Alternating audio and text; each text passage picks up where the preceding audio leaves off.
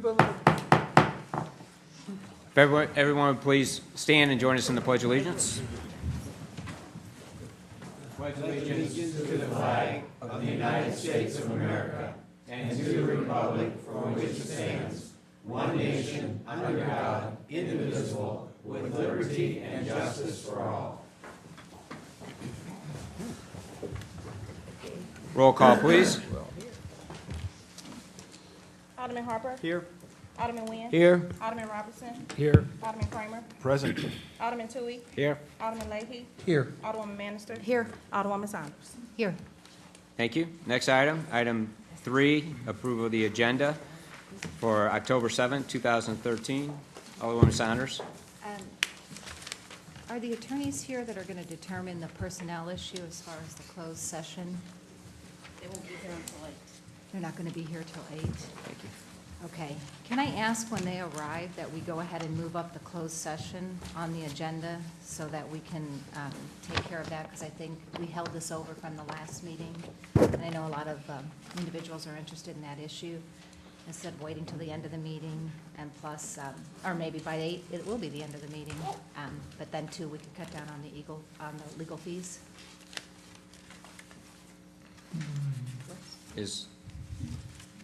Well, her suggestion, she wants to move the executive session up.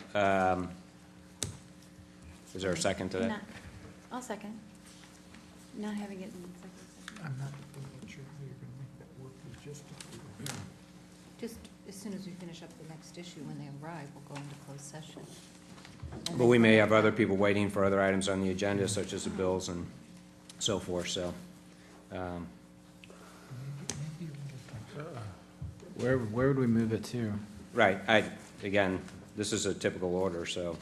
But we had a first and a second to move the executive session to, where are you suggesting? Where? Just when the attorney arrives, we finish up whatever we're working on and then move into closed session.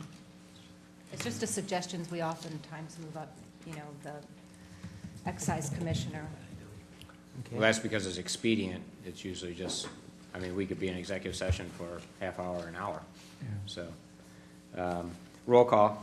This is just to move the executive session up on the agenda. Roll call. Alderman Harper. Yes.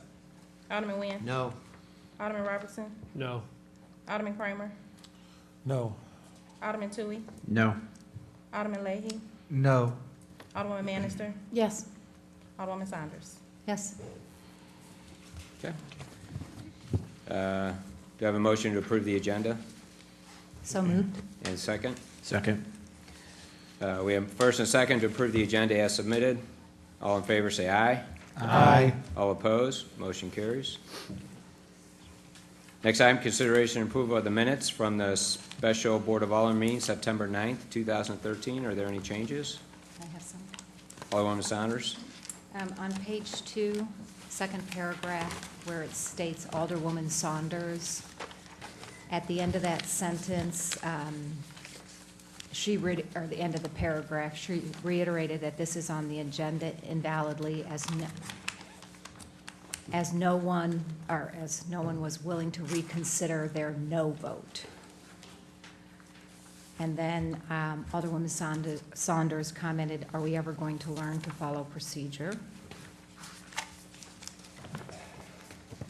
And then on page 4, the first, Julie Pozo, if we would just add, Julie asked why there is a discrepancy in the bond coverages. Code says $1 million, actual bond $100,000.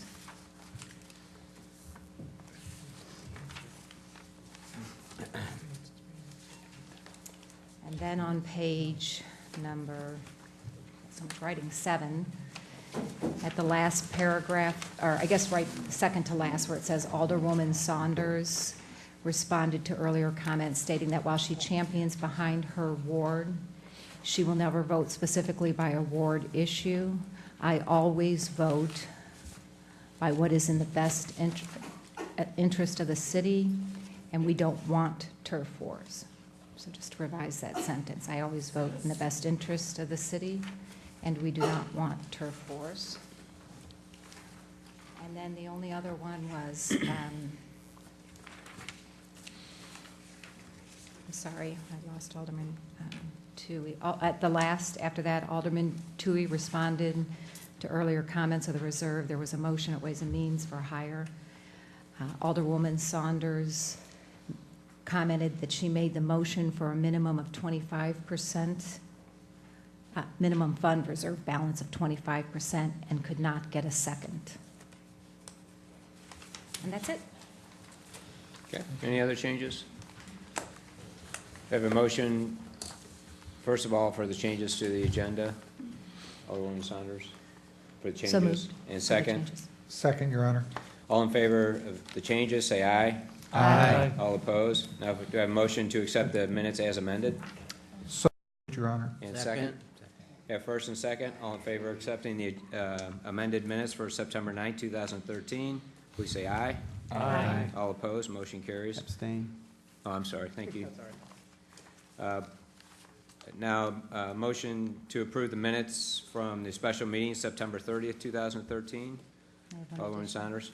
Just at the end, after the motion passed on page 2, this Alderwoman Saunders commented that the superintendent of Brentwood School District was in the audience, and Alderwoman Saunders commented that the school district rolled back their tax rate 12 cents. Okay. We have a second for that change. So moved. All in favor, say aye. Aye. All opposed? Motion to approve the minutes as amended from September 30th, 2013. So moved, Your Honor. And second. Second. All in favor, say aye. Aye. All opposed? Abstain. Abstain. Thank you. All right, next item on the agenda, we have a presentation this evening, and it is my honor to recognize Carol Moses. So Carol, if you please come up. And Ron, if you please.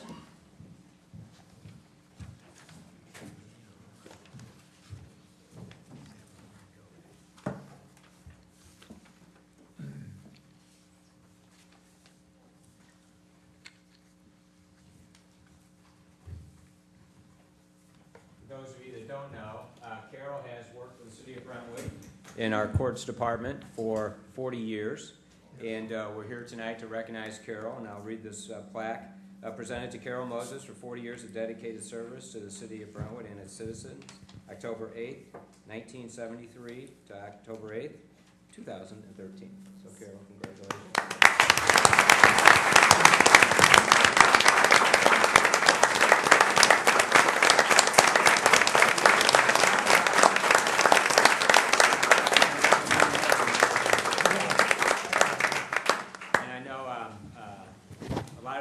Today to celebrate Carol's anniversary with her, and that's fantastic. We greatly appreciate that. And she's always done an outstanding job for the city of Brentwood. And nobody can actually explain that better than Ron Hill, the judge, because I can't. So I'd like to introduce Ron Hill, the city judge, and he'd like to say a few words. It has been my pleasure. Could you give him that microphone over there, please? Okay. I won't talk. Which is very hard.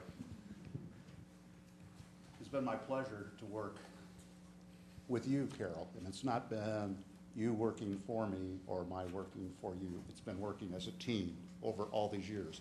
I've only been doing this for 37 years, so not quite 40 years that we've worked together. I did reflect a minute of what was going on in 1973, and I always find that interesting. Gas costs 36 cents a gallon. You can go to a movie, buy a Coke and popcorn for $2. Secretariat won the Triple Crown. Yes. There were some significant things in politics besides the hiring of Carol. That was the ceasefire in Vietnam and the ceasing of bombing in Cambodia in 1973, and the beginning of the demise of Nixon, because in '73 he accepted responsibility for Watergate. When Carol was hired, she was hired as a court clerk. During that time, in addition to training me, she had to train 2 other judges as to how to do the job. I found it interesting because we process about, on the average, 300 defendants a month through the municipal court, and Carol has to deal with almost all of them individually. As a practicing attorney, I will tell you that if you want to get anything done in any court, including Brentwood's court, you have to talk to the court clerk because they are in charge, and you have been. Over those 40 years, I've been very grateful for working with you because I've seen how you have treated your coworkers and, most importantly, the defendants representing the city, and you've always done it strongly using your Christian ethics, and I appreciate working with you. Thank you.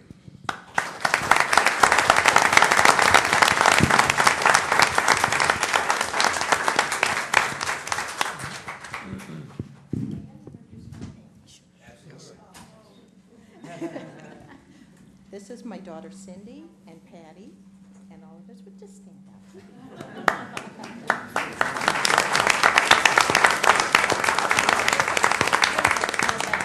Yes, for sure. Thank you. And truly my backup are my coworkers.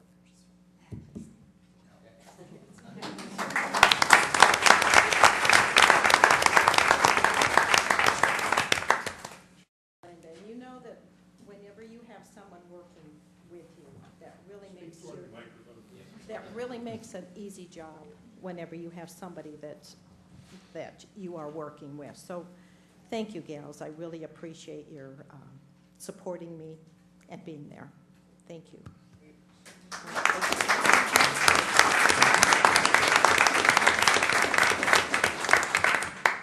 And for those of you that came to help Carol celebrate, we do have some refreshments back in the conference room for you, and you can go there and help Carol celebrate some more. We greatly appreciate it, so thank you.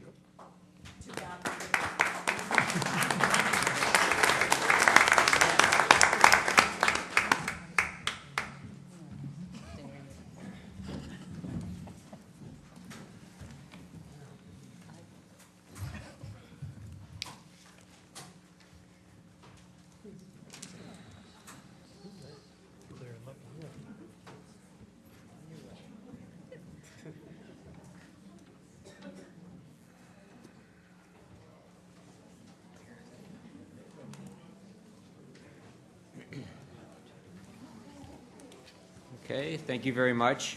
I'd like to move on. Item 6, public hearings. There are none this evening. Item 7, bids.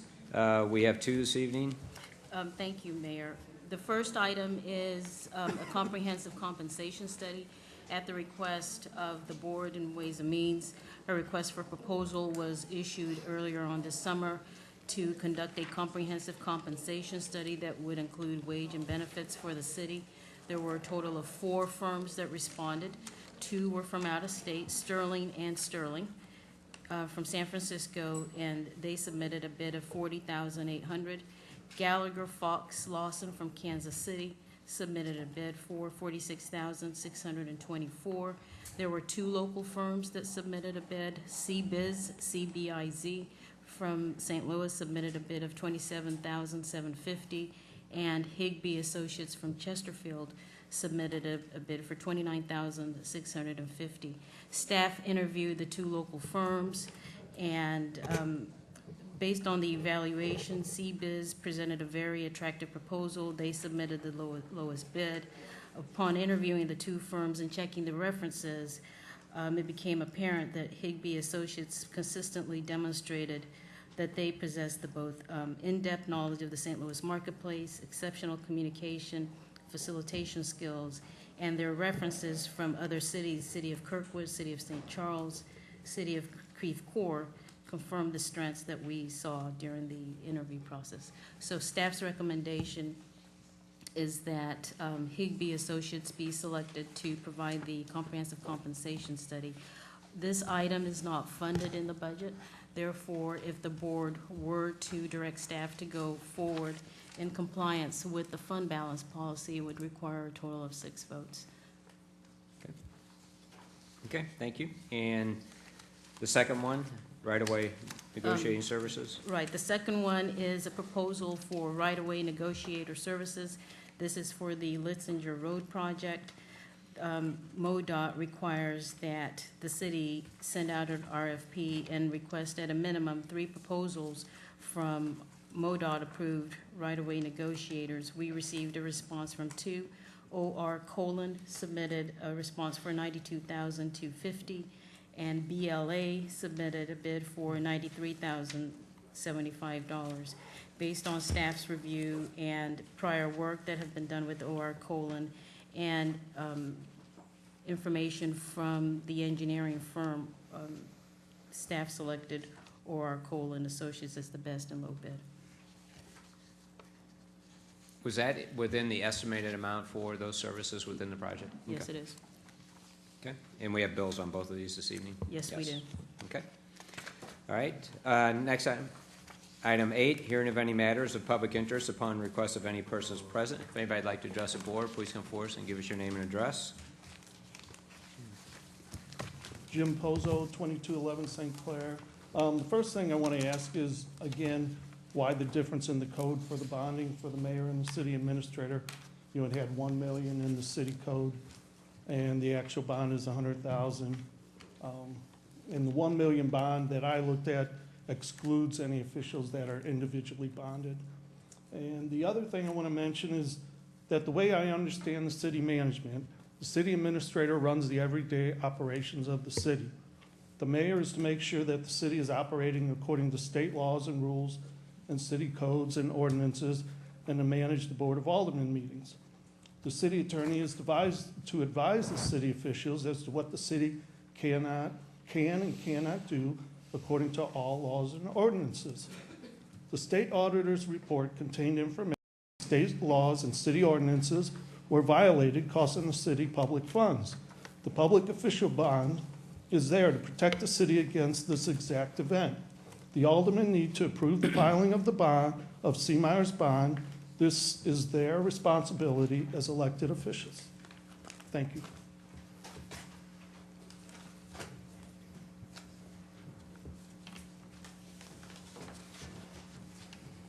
Hello, my name is Hazel Cormier. I'm in Ward 1. I, through the recent months, have realized my lack of awareness of how little I know about who represents my ward, Ward 1. So I have just a few basic questions. What are the requirements to be an alderman? Is it enough to own property in said ward, or do you actually have to reside in said ward? Also, how is it that we understand where our aldermen stand on situations? Maureen, I understand that you have meetings.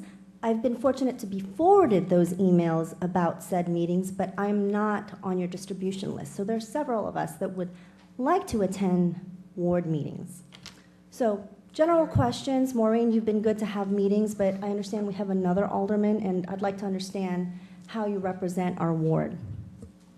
I ask people to add to the list names of people, so if you email me from getting a forward, I'm adding, but that list is just voluntary. I send those emails out just for information purposes. Okay, I think you're missing a big population of Ward 1 people that would like to be able to attend these meetings, and so I will forward them out, and I'd like to make sure that these people attend meetings. Have them email me back to get onto the list. Certainly. And every time I host a meeting, I keep a sign-up sheet. But like I said, that's not a requirement of the position. I just do that voluntarily. Great. And I add, so I'm not trying to omit anyone. No, I don't think you're trying to admit anybody. And then how do I understand, I think, Mr. Harper, do you also represent Ward 1? I do. Great. Do you hold meetings? No, I do not. You do not. So how do we understand where you stand on representing our ward? Yeah. Residents can contact me at any time. All right, noted. I will do that. Yeah. Thank you. Thank you. Yeah. Denise Sebbing, 2612 Porter, and I'm here again tonight to remind everybody that we're still having the issue with the barking dogs at the watering bowl, and I know we've been asked to be patient. They've put up the wall, but it's still not resolving the issue of the dogs barking. The owner put the wall up, I know, he thought that it would help because the city did find that it was in violation at certain points when they let all the dogs out. Sometimes it can be 15 to 20, maybe even more dogs out at one time, usually about 7 or 7:30 every morning, including Saturdays and Sundays. So he did put up that sound wall. You can see it from, Hanley Road if you drive by. But I'm here to tell you it's not stopping the noise issue. I'm not the only one that's complained about it. My other neighbors have complained as well. And I have to go back to the fact that, when the owner was putting the request in, and Mr. Mayor, you remember this too, he was asked the question, is that going to be a noise issue? I think, Andy, you asked it, and he said, no, it wasn't. They were going to have somebody out there supervising, and you can hear they have somebody out there supervising. You can hear the person yelling at the dogs. Yes. So they are supervising the dogs, or at least yelling at the dogs. I have 2 dogs. When I put them out, if they start barking, I bring them in out of courtesy to my neighbors. My other neighbors do the same thing. We have 1 and 2 dogs. This is 15 and 20 and up from 20. And this is 7 days a week, sometimes 9 hours, off and on 9 hours a day. It's a nuisance to say minimally. I think, Frank, you probably hear them from where you live. Do you not hear the dogs too? We hear. And it's the fact that they said there wasn't going to be barking dogs, there are. Yep. The fact that you all have said, sometimes you have to use common sense, you have to rely on what the experts say. We asked the question, who would have ever thought 15 or 20 barking dogs in a confined area 100 yards from people's homes wasn't going to be an issue? It is. And the owners have put up the sound wall. I know, Bola, you've been after them, you've been asking them to do that. They did. But it's still an issue. I know there's an ordinance, and we found it. We had one of the police officers who referenced it about barking dogs.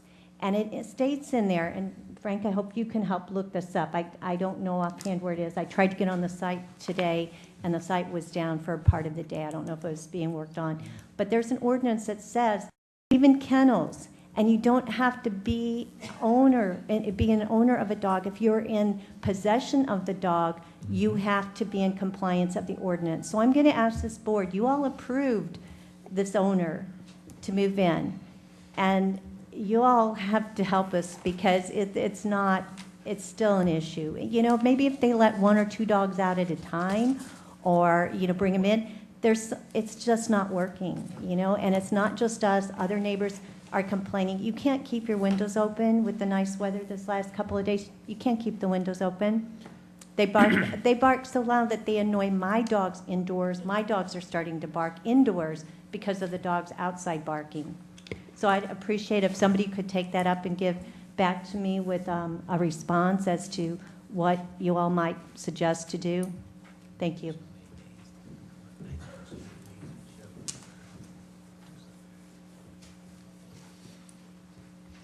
Okay, I'll close public comment. With respect to the dogs, I will update you.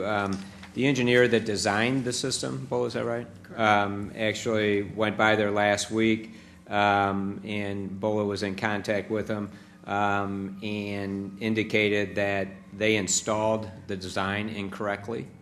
I don't know at what point he's redoing it. But I agree with Denise on this 100%. We did ask these questions when the application was submitted, and I can assure you if they can't resolve the problem of the barking dogs, or put it this way, they're going to have to resolve the issue if the sound wall doesn't get fixed, or doesn't solve the problem. So, Alderman Leahy. Bola's suggestion to the owners. Denise is correct. When their employees show up at 7:30 to open the facility, they let as many dogs as they can out because it's time for them to get out and stretch and relieve themselves. They may have to break it down to no more than 5 dogs at a period and run them for 5 to 15 minutes and stagger it that way instead of trying to do a larger crowd. I don't know that in itself will solve his problem. Right. But he does need to get to smaller numbers. And I have sat out there at 7 o'clock in the morning next door listening to what goes on. And yes, they are supervised, but some of their supervisors need better English supervision. Alderman Saunders. And I just want to follow up that I agree. They had told us when we did this conditional use permit that only like 2 or 3 dogs would be let out at a time, and that they would always be supervised, and, sorry. And I wonder, too, if we could make this a stat project, because it was supposed to be within 30 days that they had the sound blanket go up, and there were delays after delays getting the materials. So they've already pushed the limit, and now that the blanket's up, they're having difficulties with it. If we could make it a priority that it gets done right away. It is a priority. We've Yeah, stayed on and top and I of think it. we'll have an update in 2 weeks, and if Right. it's not, if we can't come to some conclusion, we'll have to take some other action. Because then you can, with a conditional use permit, isn't that the idea? If they don't fall within, you can revoke the permit, is that correct? Mhm. Yep. Okay. Okay. All right, thank you. Next item, introduction, reading, and passage of bills. If I could have a motion for the first and second readings of bills number 5787, 5793, 5794, 5795, 5796, 5797, 5798, 5799, and 5800. First and second readings only, please. So moved, Your Honor. And second? Second, Your Honor. All in favor, say aye. Aye. All opposed, motion carries. First reading of bill number 5787, please. First reading bill number 5787 by title only, an ordinance amending Chapter 12 of the revised Code of Ordinances of Brentwood, Missouri by deleting Article 13 in its entirety and by adding in lieu thereof a new Article 13 as it relates to a pilot program for mobile food vendors, providing for the effective date of this ordinance, providing for the current maintenance of this code, and providing for the repeal of all conflicting ordinances. Thank you. Synopsis, please. Your Honor, the synopsis is fairly similar for 5787. That bill covers mobile food vendors for the possibility of inclusion in the city of Brentwood. This bill is for an ordinance that would allow the pilot program for those mobile food vendors for a period of 12 months. That's from the adoption of the ordinance in order to discern the impacts of mobile food vendors on the city of Brentwood, its businesses and inhabitants. Planning and Zoning Commission has reviewed and recommended approval of the language in Bill 5787. Thank you. Alderman Leahy. If I may, Your Honor, a couple of issues I'd like to bring to the board's attention and to consider on this bill. I'm on page 2 of the bill. The sentence that mobile food vendors shall be permitted to operate within city-owned parks.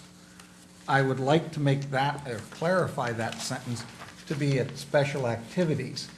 We have one vendor that has a agreement with the city, and that's the Davises that have the snow cone down in Memorial Park. I would like this sentence to clarify that we're not really making parking lots at the city parks available that these people can just pull in and operate at, but they would be available to come in at the city, say, Madden Fest days, or maybe at the Sound of Summers concerts, or this type of arrangement to work with. Or if a business had a special event. Right. To work with, if we could clarify that. The other, State that again, Andy, so we Where can. is it exactly? Which one? I'm in the paragraph under mobile food vendors. On which page, I'm sorry? Permits? On page 2. Okay. And it reads that the mobile food vendors shall be permitted to operate within city-owned parks. Yeah. What I would like that to do is to read during special events. We're having problems following. Finding you. Which one of these Alderman Leahy. items is it? Yeah, I'm Under missing mobile it, too. food vendor permits. Mobile food vendor means any person where owner, You're on page 1 of the, that's one, but the paragraph carries over. Page 2, top of the page. Top of the Very page. top of the page, Yeah. okay. That's I'm what in we're that confused. paragraph. His is different. His font is bigger than ours, so it's the same page. So where? I'm sorry, it's easier reading this way. But, where is it? so I'd like that Oh, it's on clarification. page 1. Secondly, under the mobile food vendor operation, I would like it to pick up also under the mobile food vendor permit arrangement, that they're allowed to go into other commercial venues, but I want it with written ownership permission. I don't think it would be proper for a mobile food truck to decide that they would like to set up shop in 2 of the parking spaces in the middle of the promenade which would be within all the foot distances, but I think they should need to get written permission from Sansone, the owners of the property, to be able to go in. DDR. Yeah. It says that on page It doesn't say 2. that. Mobile It food does. vendors shall obtain in writing the express permission of Yeah. the property owner. Then I missed that one, okay, I apologize. The other thing that I did in researching this bill and working through is we spent some time talking to different food vendor owners that do the mobile trucks. For the board's edification, we have a proposed $100 permit fee for a period of 30 days. For most of these truck vendors, it takes anywhere from 4 to 6 weeks for them to establish a location. Most of the truck vendors hit a specific spot once each week. So they set up their calendars to do luncheon locations and dinner locations, but rotating through multiple locations throughout a week. They find that their clientele don't like to keep hitting the same truck every day through the week, and that they find it works better. A good location for a mobile food truck is to get maybe 50 to 60 sandwiches sold in a 3.5-hour period. Their concern is the $100 permit fee for 30 days is rather expensive for them, and that we may not see a whole lot of trucks take an interest in wanting to come into Brentwood. They would like, if the board would take the time to consider maybe opening up a 60-day window for the trucks to explore different areas in Brentwood to see if Brentwood does have areas that would generate enough interest to establish them on their sites. All of the trucks that I talked with, and there are a total of 9 that I spoke with during the 3 different visits that I did, all of them are registered with St. Louis County and the Health Department. They put out on their Facebook and Twitter pages where they'll be each time that they go out, and the Health Department does check that site, and then from there go out and spot check what's going on with the food trucks at different locations. And that's how they get it inspected. Each of the food trucks are required to have their documentations, both the insurance, the food handler permits, the hepatitis A and B shots, and all of this records for all of the different personnel that are in the truck at the time that they're at. So they all have notebooks that they carry with them that they register. A few of the trucks did state that they actually do record by individual city locations their sales. So at the end of each month, they do turn in sales tax receipts and charges to the state of Missouri and do give it credit to the area of location of sales sold. So yes, the city of Brentwood could see some sales revenue coming through from the trucks as they work the activities in Brentwood. The city of St. Louis normally does a yearly license, and 2 of the trucks told me it was $120 a year for their license. I didn't have any way of verifying that. I just had to take their word on it. Most of the trucks only operate 9 months of the year because of the weather. Some of them have city locations that they do try to operate during the colder months, but rain and the heavy cold kind of discourages most of their clientele from wanting to come out. In talking with the food trucks, I know we did receive a written letter from one of the brick and mortar companies that was concerned about how these trucks would relate to possibly entertaining or competing against their businesses. It is the food trucks owners' opinion, and the Food Truck Association, which is only a 2-year-old association, they do not perceive that the services that they are providing should adversely affect any of our brick and mortar stores in the area, because they honestly believe that they're actually providing different services to a different type of clientele to work with. I would like to make a motion that the city entertain amending this bill to granting a 60-day exploratory permit to individual truck owners that would register with the city to at least see if Brentwood would be a reasonable location for their services, and to allow them that 60 days at no permit fee. And upon applying for a permit, looking at a permit fee of maybe no more than $150 for a full calendar year. That's the motion I'd like to make, Your Honor. Is there a second? I'll second that. Okay. Your Honor.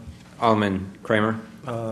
Before we take a vote on that, I wondered if I could offer to my fellow board members that I very much appreciate esteemed Alderman Leahy's efforts on this particular topic. I too, along with Alderman Toohey, spent some time reviewing and researching this particular topic. I think you'll find that the City of St. Louis's fee for the license for a whole year is vastly in excess of $120, closer to $5. But the food trucks really are an amenity for the residents. Similar to our parks, some of the most effective and well-attended food truck events in our county are at the Tillis Park and Tower Grove. Some of you may even go to the Food Truck Friday there down in Tower Grove. It's quite the family event. There are about 40-plus trucks in our city, in our county, that operate regularly. I did speak to a number of those operators, as well as one of the managers of the St. Louis Food Trucks Association, as well as management from the bread company here in our own city, and also to Joe O'Brien at O.B. Clark's. And what I found was that the two different takes from the food truck operators and from the association management, what I found was that what they're looking for primarily is a cohesive event that they can come to and be in attendance at, similar to those that are at the Tower Grove Park and Tillis Park, that are sanctioned either by the county or by the city. The hit and miss operators that go through the city, for example, at various campuses, office campuses, rely upon the workers at those campuses to supply their sales. A city like Brentwood doesn't offer really anything appetizing to them in that regard. We spoke about City of Brentwood specifically. They are familiar with our location, which is phenomenal. And what they're really looking for what I feel they're looking for, the ones that I spoke to, is once again some sort of a cohesive event or planning that would be put together by our own recreation management, our own parks department, our own city administration, a cohesive investment in time for some sort of an invitation. We could have events similar to others that are in the county. Ours are predicted to be vastly more well-attended than some further north, south, or west, basically just because of our location where the highways are located. On the other side of the fence, the operators, O.B. Clark's, for example, these gentlemen have been in business for the past 34 years.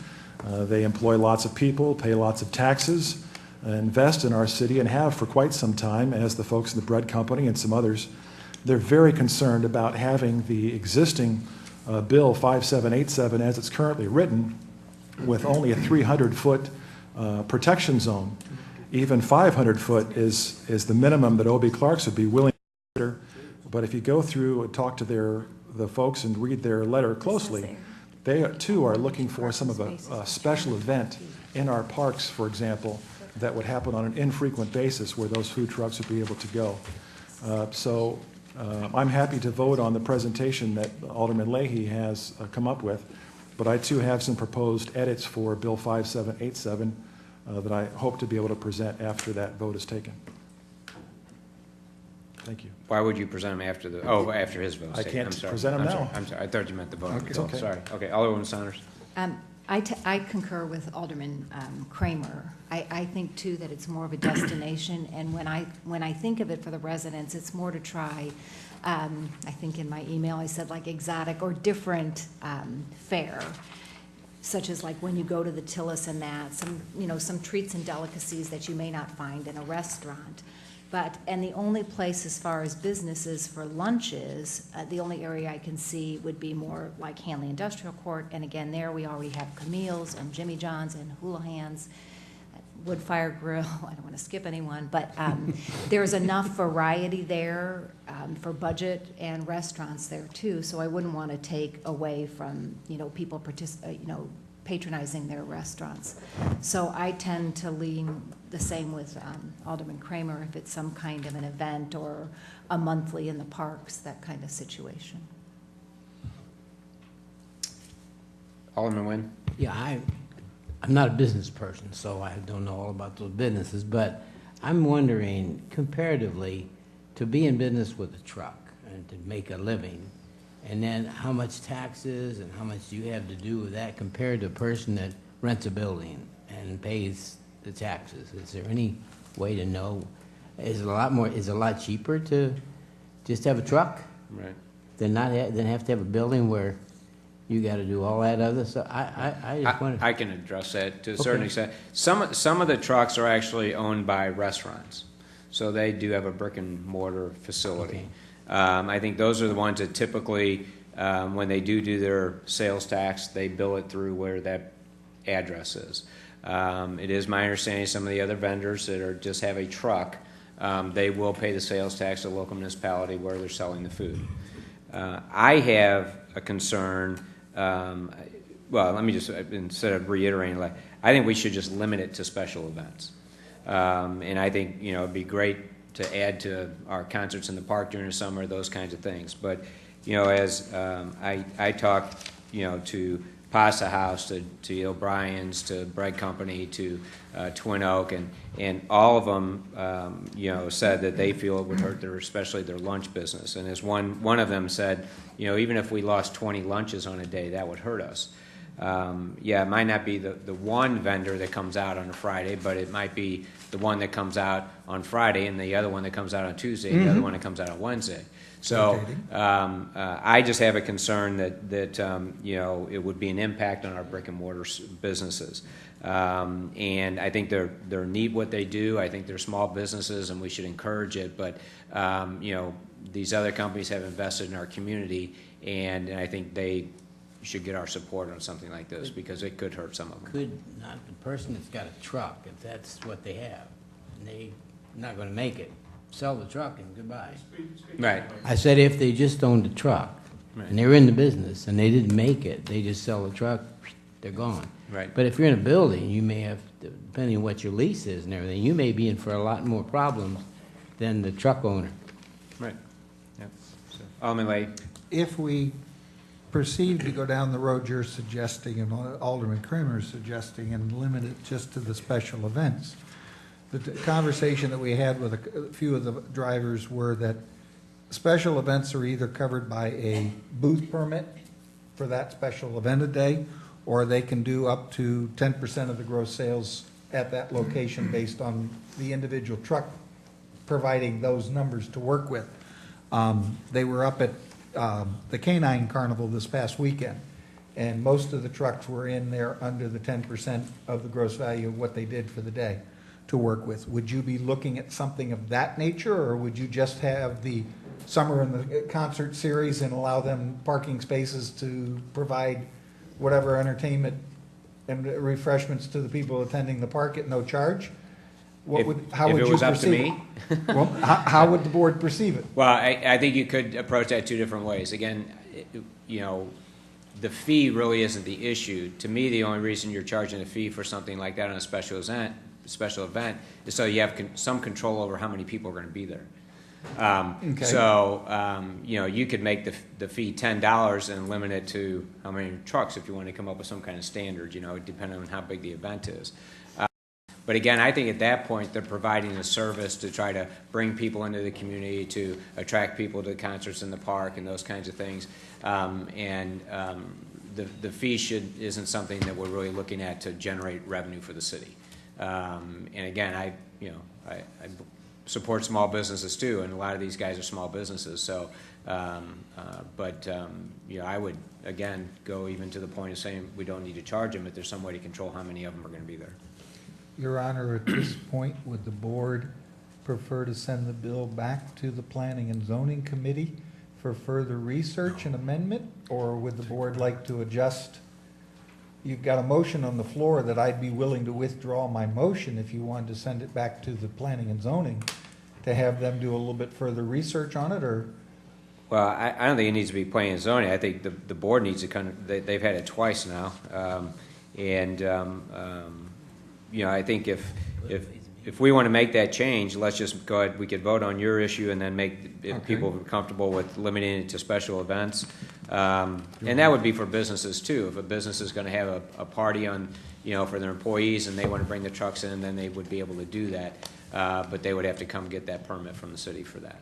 So. How often were we talking about for special events? You've got Your Honor. 6 summer and the concerts, you've got Madden Fest. Well, only 3. and 4 including four, Brown, yeah. Madden Fest. I mean, is it possible, is it within the legal statutes and that, just to do that, we're gonna do it by invitation? Do you know, I mean, we organize events, then we can put out, are you allowed to do Well, that? if we were in charge of it, you could do it that way, I but, addressed that. I did address it. I think I'm sorry.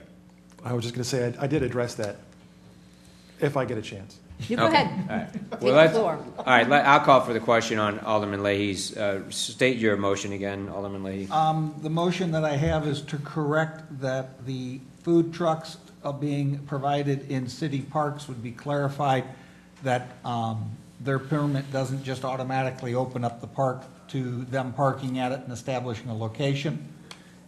To entertain a 60-day exploratory with no permit fee for the trucks to come in and at least explore the Brentwood area to see if they can find areas that would be economically feasible for them to work with. And a change in the yearly fee from a $100 per 30-day fee to $100, did I say $100 for the year? $150. $150 for the year? Those are the 3 Okay. changes. Everybody got that? And we had a second, right? Yes. Okay. Roll call.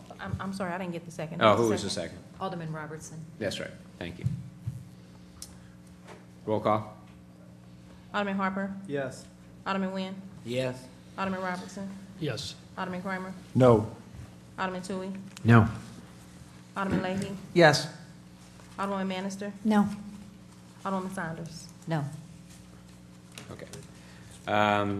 Would anybody entertain a motion to limit this to special events? Okay, go ahead. Did the motion pass or fail? It failed. Failed. It failed. Yes. Okay, Sorry. thank you. Your Honor. Well, yeah, okay, Alderman Kramer, go ahead. If I could, on Bill 5787, the draft you have before you, if I could gain the board's patience in walking through a couple proposed edits here. Your second whereas clause that has the third line saying commercial districts and. So we would strike commercial districts and. Okay. It would just say of the city parks. And then coming down on the first page under the heading purpose, the third line in the middle, strike the words and private property. Okay. On to page 2, in the continuing paragraph, the third line, where it says, and starts off after a comma, in the RSC retail service commercial, and goes on all the way to mobile food vendors shall be also permitted to operate. Strike that entire area. So in effect, it says regulations contained within this ordinance within city-owned parks. And then going down to mobile food vendor permits, second line, any permit is for specific city-owned park locations. Going down to the I missed paragraph. that last one, I'm sorry, Alderman. It's okay. That's the second line or the second paragraph under mobile food vendor permits heading. Any permit is for specific city-owned park locations. Okay. Then you're going to go down to second to last paragraph where it says a mobile food vendor shall operate within 300 feet, blah, blah, blah. That gets stricken entirely. So you're taking that out? Taking that out entirely. And then at the very bottom, this is the city-owned park area dedicated to the temporary vendor shall not occupy. So the city-owned park area dedicated to the temporary vendor shall not occupy. So we're adding the word city-owned park.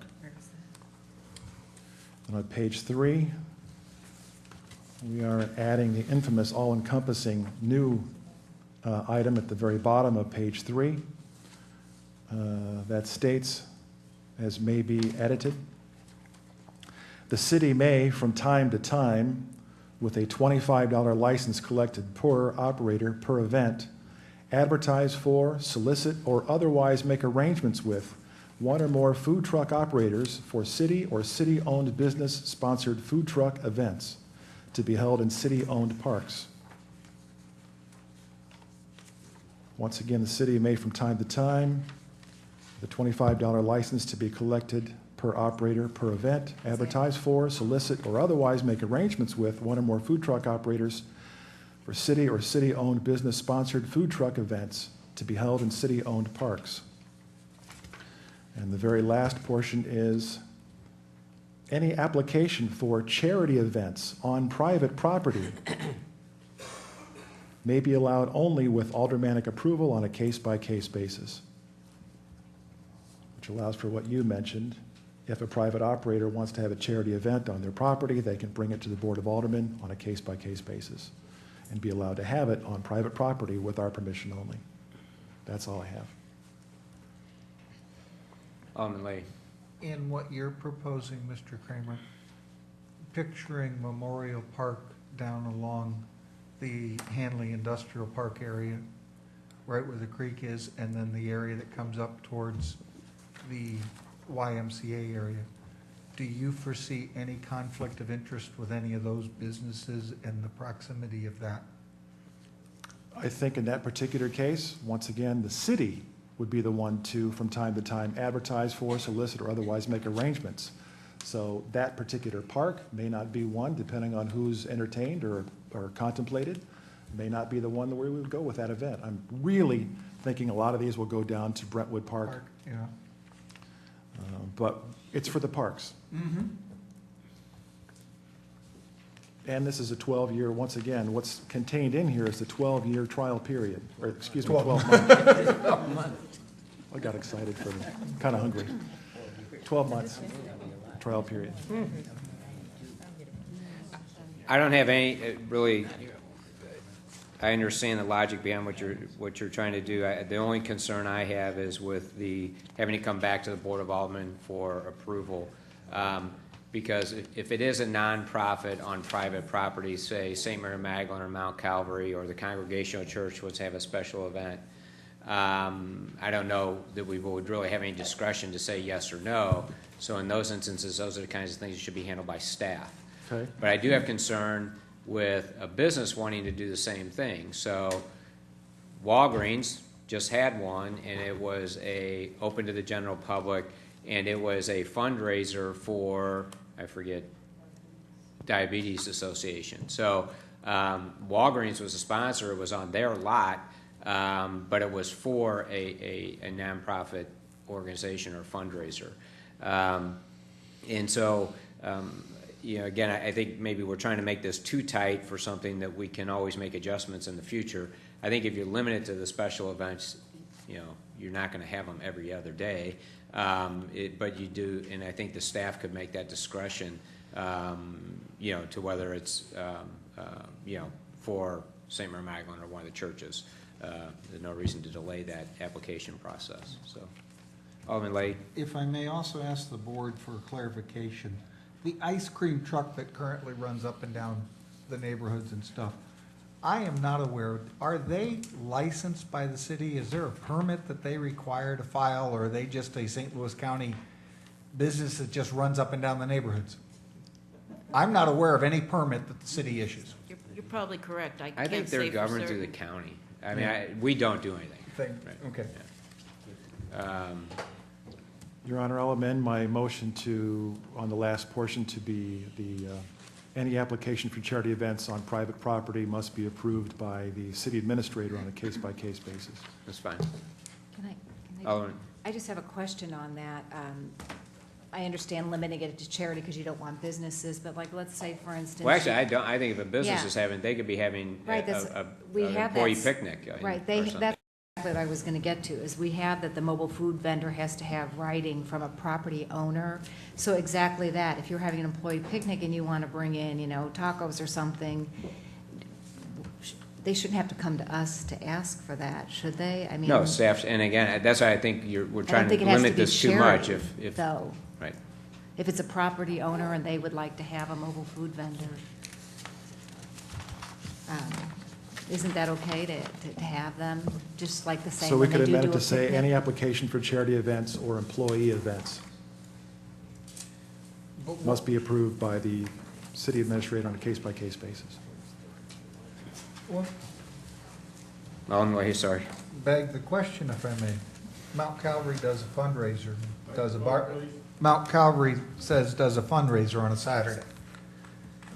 City doesn't get involved whatsoever. They run their own barbecue and do a fundraiser. We've had the Brentwood Police and Fire Department get together and do a backstop of barbecue. We don't ask for staff to approve such activities. We just make it happen. I'm curious if it's a charitable event and we're not going to get into the permitting arrangement, why would you want them to come up and get some type of permission from staff? Because for an this is activity? this is for a commercial food truck operator for sales profit, not for an event that is for non-food truck, non-sales generators of the food. So you've got, for example, here on our own parking lot, you've got the fire department that wants to have an event. They have their own barbecue, they have their own food, they have their own supplies. It's a charity event. The city allowed them to use the property, or the city was okay with using the property. This is specifically for-profit food trucks that want to come and operate in our city. Okay. And once again, this is a 12-month trial. Yeah, I think we're reading a little bit more into this, and right. As long as we have some control over the amount of trucks, I think we're going to be fine. So, okay. Do we have a second to Alderman Kramer's changes? Second that. Okay, and what I'd like to do, I don't think it would hurt to keep this over to one more meeting if we could get a clean version and bring it back next month. Sounds or good. next 2 weeks. Is that okay? Sure. I agree with, I was gonna ask. I just Okay. didn't catch up with that. So can I have a motion to put bill number 5787 on hold? And the only other question I wanted to ask was just like. Wait, the- do we have a second? Oh, I'm sorry. Second, to put on hold? No, you have a motion right now. Oh, I'm sorry, you're right. You have to make. For the you have to changes, I'm vote sorry. the changes in and then go You're to right. the Okay. cleanup. This is just for the changes. We had a first and a second. Alderman Harper, Yes. Alderman Nguyen, Yes. Alderman Robertson, Yes. Alderman Kramer, Yes. Alderman Tui, Yes. Alderman Leahy, Yes. Alderman Manister, Yes. Alderman Sanders. Yes. Now, Do we have a motion to place bill number 5787 on hold? So moved. And second? second, Your Honor. All in favor, say aye. Aye. All opposed? Alderman Sanders? The only thing, and we can discuss that when it comes back, but just think of the times of Operation 9/8, you know what I mean? If there's a breakfast thing or whatever, whether the times need to be, but that's not urgent. And if you think they're fine, that's fine too. Okay. First reading of bill number 5793, please. First reading Bill Number 5793 by title only, an ordinance authorizing the mayor and/or city administrator to execute a professional services agreement on behalf of the city of Brentwood, Missouri with O.R. Cullen Associates for right-of-way negotiator services for the Litzinger Road Improvement Project and providing for the effective date of this ordinance. Thank you. Synopsis, please. Your Honor, Bill 5793 for an agreement covering the right-of-way negotiation services. That's the ordinance authorizing the mayor of the city of Brentwood and/or our city administrator to approve an agreement for right-of-way negotiation services for the Litzinger Road Improvement Project. That's STP 5438, parentheses 608, a federally funded project consisting of mill and overlay, curb and gutter, sidewalks, and street lighting improvements, all of which will bring much needed pedestrian improvements to an area that otherwise experiences heavy volumes of pedestrian traffic. Public Works has reviewed and recommended approval of this bill. Alderman Leahy. Since this is a joint project between the city of Brentwood and Rock Hill and the federal government, when we talk about the right-of-way negotiations, there will be certain properties that are in Rock Hill. Will those right-of-way negotiations be put on the Rock Hill City municipal budget for them to cover versus it's a flat split the way we've already set it up as? I wouldn't call it a flat split. I believe they agreed to pay 25% of the 20% local match. Right. So, It encompasses the project. so even at property in the Rock Hill municipal lines that end up being much more expensive than what we anticipate, the city of Brentwood would be picking up a larger portion, and the city of Rock Hill only comes in with their 25%, and we're done? I mean, the project estimates are usually actually pretty good on Good, these. yeah. You know, the costs are already established, so. It's for the right. entire project. Project, It's right. not based on which community cost more in terms of right-of-way acquisition or temporary easement. Right. My question, and that, I'm understanding what you're telling me, but I'm asking as a fiduciary responsibility to the city of Brentwood. This sounds and seems like the city of Brentwood can be spending more of its city money to accomplish the project. If that were to happen, we'd have to go back through MoDOT for their Right. approval, so we Our, wouldn't authorize. the 20% is the 20% of the total of the project cost. We're not gonna get any more money from MoDOT for. Correct. So we're already, Okay. we're in for the 20%, and so is Rock Hill's in for their agreed amount proportion. All right. And then we take the steps to finish the project, so. Thank you for the clarification. Okay. Alderman Saunders? I don't quite, I mean, this is I know we dealt with this before with the Hanley Industrial, but with the right-of-way negotiations, first of all, are any of these properties, do you first find out who's willing to just donate the property? And maybe I just don't understand the process. We are prohibited from doing that. There is requirements, state law, that we have to follow to let them know that they can donate the property once the right-of-way negotiator services contacts them. And then if they want to donate it for $1 or at no cost, or if they want to be compensated for it, state law requires that we follow those. So that's the criteria. same process that Hanley Industrial went through too? This is Right. like a state process? It's or standard for all these Right. projects.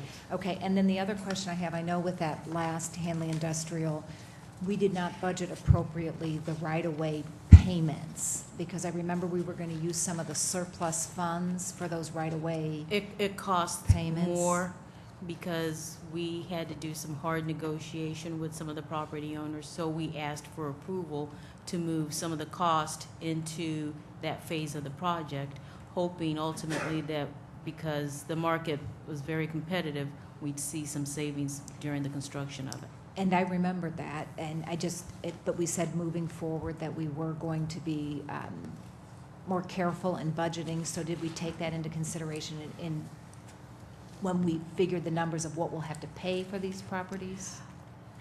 It's our You best never know. guesstimate. You never Okay. know until you Okay. start talking But I to mean, the we did property kind of, owners. I mean, I guess the lesson learned there, I think that we thought more would be donated back then, but now we've kind of made a conservative estimate in doing this. And we hope that Yeah. property owners are more willing. Okay, thank you. Okay. Second reading, please. Second reading, bill number 5793 by title only, an ordinance authorizing the mayor and/or city administrator to execute a professional services agreement on behalf of the city of Brentwood, Missouri with O.R. Cullen Associates for right-of-way negotiator services for the Litzinger Road Improvement Project and providing for the effective date of this ordinance. I have one other question. Yes, sure. On, let's see, the second to last page of the agreement, where it says the agents shall preserve the records for a period of 3 years. Is there any way we can have them turn those over to us? Like, in this electronic age, I'm one that's all about preserving records. There's no reason not to preserve records. As an accountant, it's CYN is what they use, the more save your neck kind of thing. But I know there's another one, CYA, but we used a SIN file. Well, I Do you think know what I mean? we will have records as well. I think what they're saying is they have to keep them there so that we can go back to ask them questions. They have to. Right. Have, They have to have maintain it for available 3 us. years, but I want to make sure that, do we have copies of those records in our MoDOT possession? will have copies of this is a That's MoDOT. correct. Yeah, they will have everything. Okay, I just wanted to make sure. Thank you. Okay. we have a motion, please? Your Honor, motion to perfect Bill 5793 into ordinance form, please. Second? Second. Thank you. We have a first and a second. Roll call, please. Alderman Harper. Yes. Alderman Nguyen. Yes. Alderman Robertson. Yes. Alderman Kramer. Yes. Alderman Tui. Yes. Alderman Leahy. Yes. Alderwoman Manister. Yes. Alderwoman Saunders. Yes. Bill number 5793 is now ordinance number 4460. Thank you. First reading of Bill number 5794. First reading Bill number 5794 by title only, an ordinance granting approval of a site development plan for exterior renovation of an existing building and related site improvements at property numbered 8821 Manchester Road, which permits under the provisions of Chapter 25 of the Brentwood City Code the modification of that site, providing the conditions of such development, providing for the enforcement of this, and establishing the effective date of this ordinance. Thank you. Synopsis, please. Your Honor, Bill 5794 covering a site development plan and an ordinance approving that site plan approval for proposed exterior building renovations of an existing building and site improvements located at 8821 Manchester Road, roughly across the street from the Schnucks in Brentwood, for a future tenant. Planning and Zoning Commission Subcommittee has recommended approval after reviewing this application. Okay. Are there any questions? I'm just glad they're updating the building. The applicant is present this evening, or, okay. I actually just have one question, if you could come up to the front.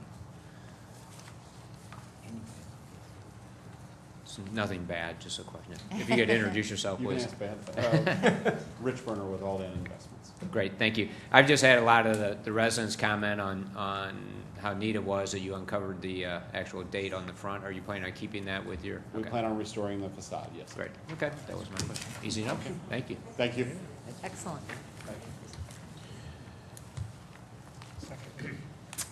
Excuse me? Yeah. Second reading, please. Second reading Bill number 5794 by title only, an ordinance granting approval of a site development plan for exterior renovation of an existing building and related site improvements at property numbered 8821 Manchester Road, which permits under the provisions of Chapter 25 of the Brentwood City Code the modification of that site, providing the conditions of such development, providing for the enforcement of this ordinance, and establishing the effective date of this ordinance. Thank you.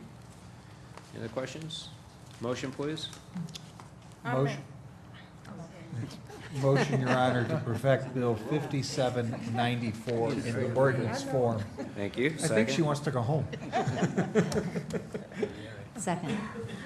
Motion is made by Alderman Leahy, second by Alderwoman Saunders. Roll call. Alderman Harper. Yes. Alderman Nguyen. Yes. Alderman Robertson. Yes. Alderman Kramer. Yes. Alderman Tui. Yes. Alderman Leahy. Yes. Alderwoman Manister. Yes. Alderwoman Saunders. Yes. Bill number 5794 is now ordinance number 4461. Thank you. First reading of Bill number 5795, please. First reading Bill number 5795 by title only, an ordinance authorizing the installation of one additional fire hydrant in the city of Brentwood. Okay. Synopsis, please. Your Honor, it's almost as short as the title of the bill itself. Bill 5795 covers the new fire hydrant at number 34 North Coat. This bill is for an ordinance amending and authorize the installation of that new fire hydrant at the designated location cited in attached plan number 34 North Coat Avenue. Thank you. Alderwoman Saunders. Just, they're doing that water main replacement, and so there's no cost to the city, but you can always have more fire hydrants, I assume. Well, Yeah, this is the same situation that we had on Middlesex. We had the opportunity to add another hydrant. There is no cost. I went out and spotted it last week, and we're good to go. Thank you. Thanks. Second reading, please. Second reading Bill number 5795 by title only, an ordinance authorizing the installation of one additional fire hydrant in the city of Brentwood. Thank you. Motion? So moved. And second? Second.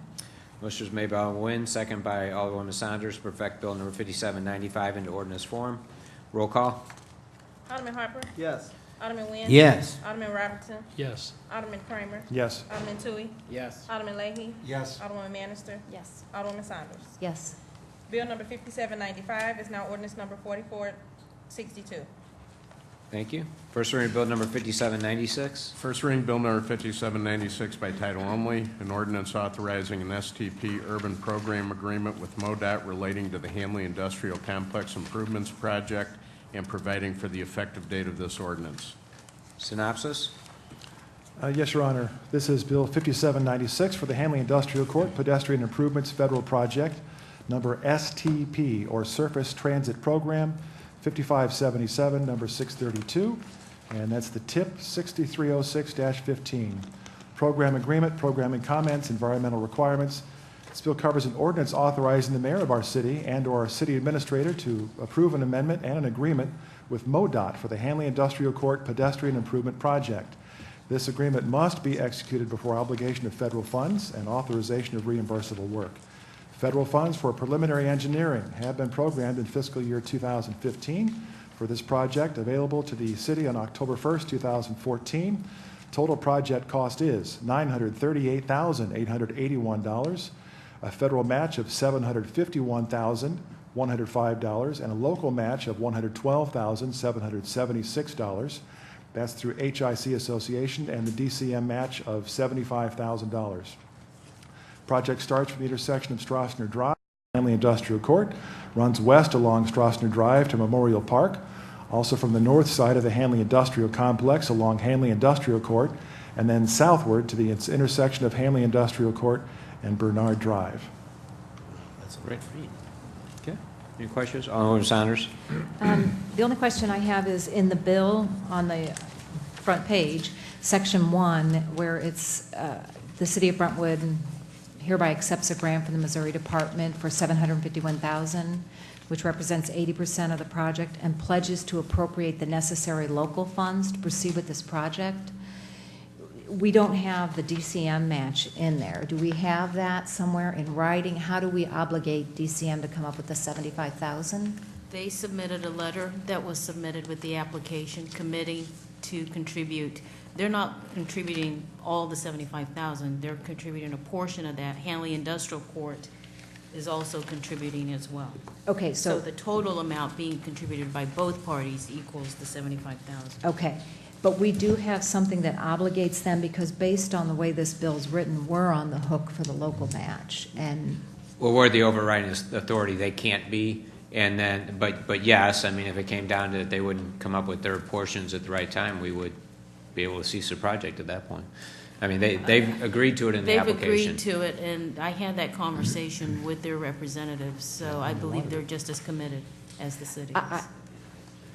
I trust that they are committed. I know, you know what I mean? But just Things like an have to- attorney, things have to be in writing. So do we have something that's legally binding them to the $75,000 contribution? All we have is a letter In the application. and the application. That was accepted by MoDOT. Right. Frank, do you think that's adequate to bind them? I would have to see the application and everything submitted with it. I just like things, do you know what I mean, to be legal. And then the other question I have is on page 4, the acquisition for the right-of-way on this one here. Is this done differently because they talk about the commission doing the right-of-way as opposed to like, or am I confused? Whereas we just hired a right-of-way negotiator for the Litzinger project. It would be the same process. It is, I just didn't understand. Okay, because they made it sound like the commission shall acquire the right-of-way for the city. So is that a different process then? It's not, it's the same process. It's the same process, okay. And then, and again, on number 4, page 4, down in the paragraph under 12A, towards the bottom, any cost for herein improvements which exceed any federal reimbursement or are not eligible shall be solely the responsibility of the city. So if it exceeds the $900,000, we're on the hook for the remainder. Right. And no share from the industrial court. Well, again, when you get to that point, I mean, you never know. I mean, we're projecting costs that are going to actually, the majority of it will be in 2018. And so, you know, at that point, if costs come in too high, you can always limit the scope of the project. But you're not going to know until you get out there. I mean, we hire engineering company to help us put these numbers together so that we can make those No. estimates, so. right. No, I understand that, and you know what I mean, I know that you don't know, but what I'm saying is if the industrial court, because we've done, a couple grants, and we've done improvements there, and rightfully so, it looks great over there, we're doing, great progress, and, but, again, I just would like, the Industrial Court Association, if they're willing to come up with some money, I'd like it to be legally binding, and would they be interested in participating if it does go over a percentage of the cost overrun? Usually, we find savings, and then when there are, we ask MoDOT if it would be in East-West Gateway Council of Government, if we can move some of the project costs around.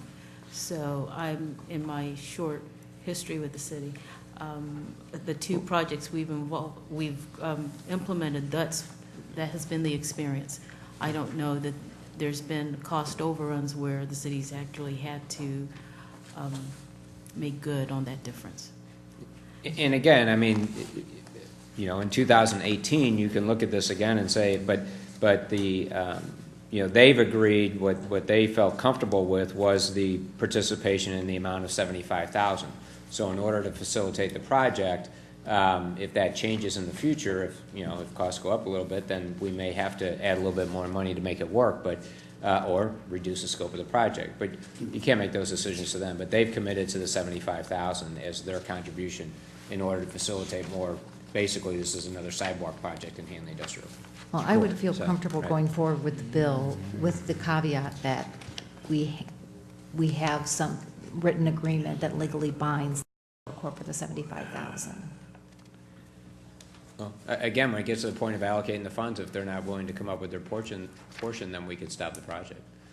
Well, Your Honor, is this bill time sensitive right now? If we put it on hold to give the city attorney, When do we? I believe that they expect us to turn it in. Right. We've had this for the past 2-3 weeks. okay, but So- what I'm hearing from the city attorney is he is not familiar with the document in question. We believe it's a valid document because it was in with the application. Would it hurt the city if we postpone until the third Monday of October to pass this, to give the city attorney time to review the documents, to tell us that, yes, there's a legal binding arrangement that the $75,000 is an assurance from the Hanley Industrial Group and DCM to be able to proceed? I mean, does it hurt us to do the check? Here would be my suggestion. I would flip it around the other way. I would go ahead and pass the ordinance. With these grants, you don't want to seem wishy-washy. And so I would pass this.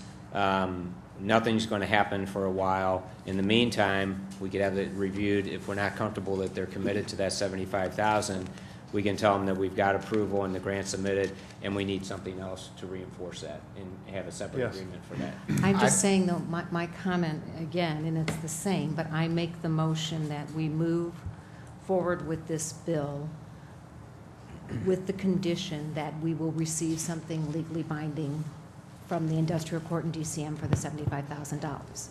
Okay, that's fine. Well, I mean, even if they don't want to give it, wouldn't we still want to take this? Well, we would then have to I go know, back and but reevaluate. again, it's always best, if somebody's willing to do that, and that's, part of the incentive for us to move forward with this project, you want to bind them to it, you want them to hold them, it's just good business. Yeah, Right, but, I mean, good business too.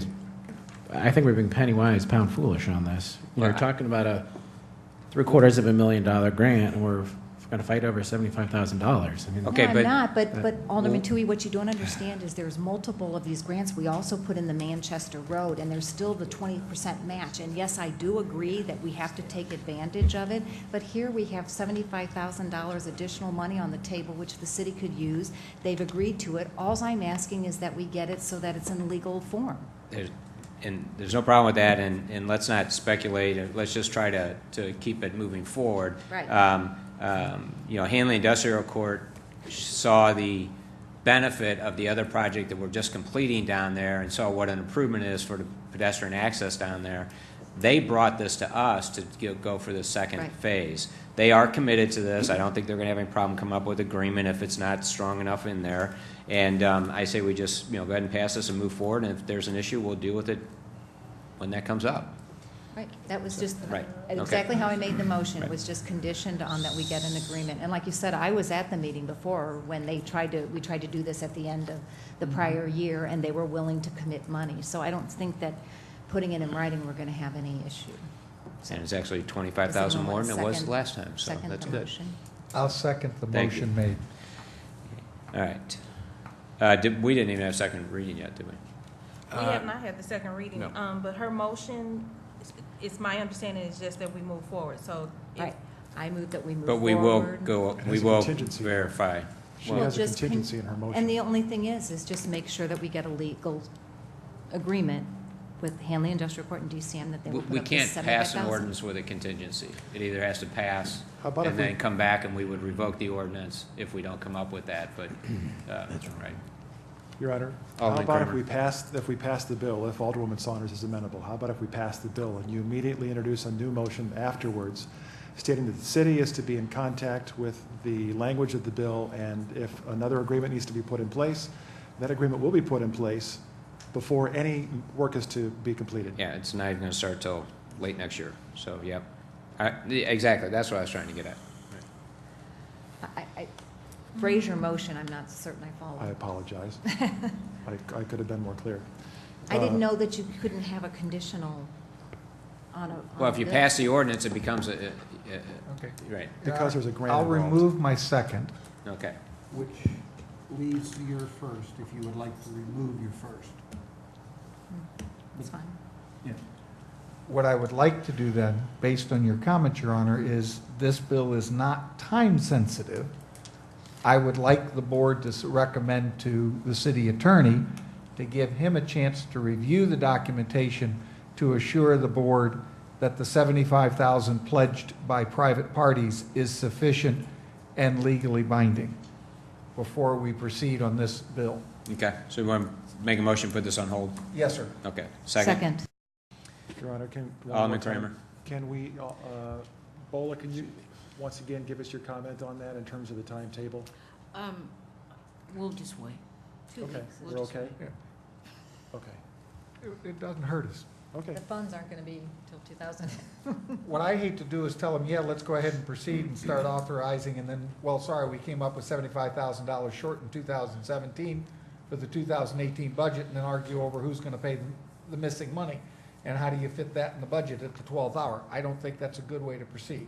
No, and I wouldn't do it that way. I would No. say that if you didn't have the commitment by DCM, you go back to East-West Gateway at that point and say that one of the participants in the project backed out and the city's not gonna fund the entire portion.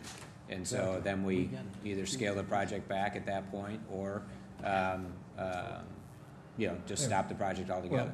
This But- way We get- still have alternatives. I know, So, right. but realistically, legally speaking,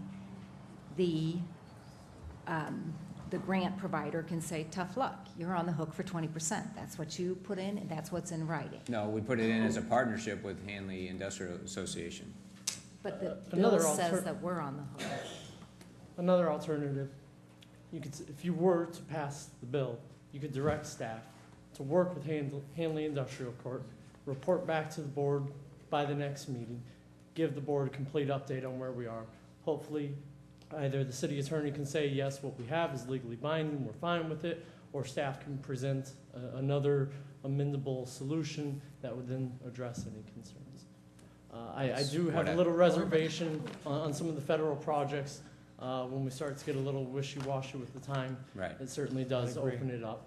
And it's not necessarily a big deal on this particular project, but as we move forward with federal projects in the future, it does introduce some.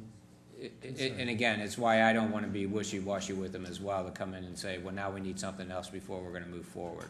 And that's my concern. I would rather move forward if we need to stop the project in 2 weeks or a month, then we stop it for those reasons. But, we do our part to keep the project moving forward. Mayor Kelly, I actually had this conversation with DCM when we were preparing to submit the application, because I wanted it in writing, thinking that that would be firm enough, not thinking that we needed a legally binding document. So they're aware of some of our concerns, and that there's that obligation that they would pay up when the project commences.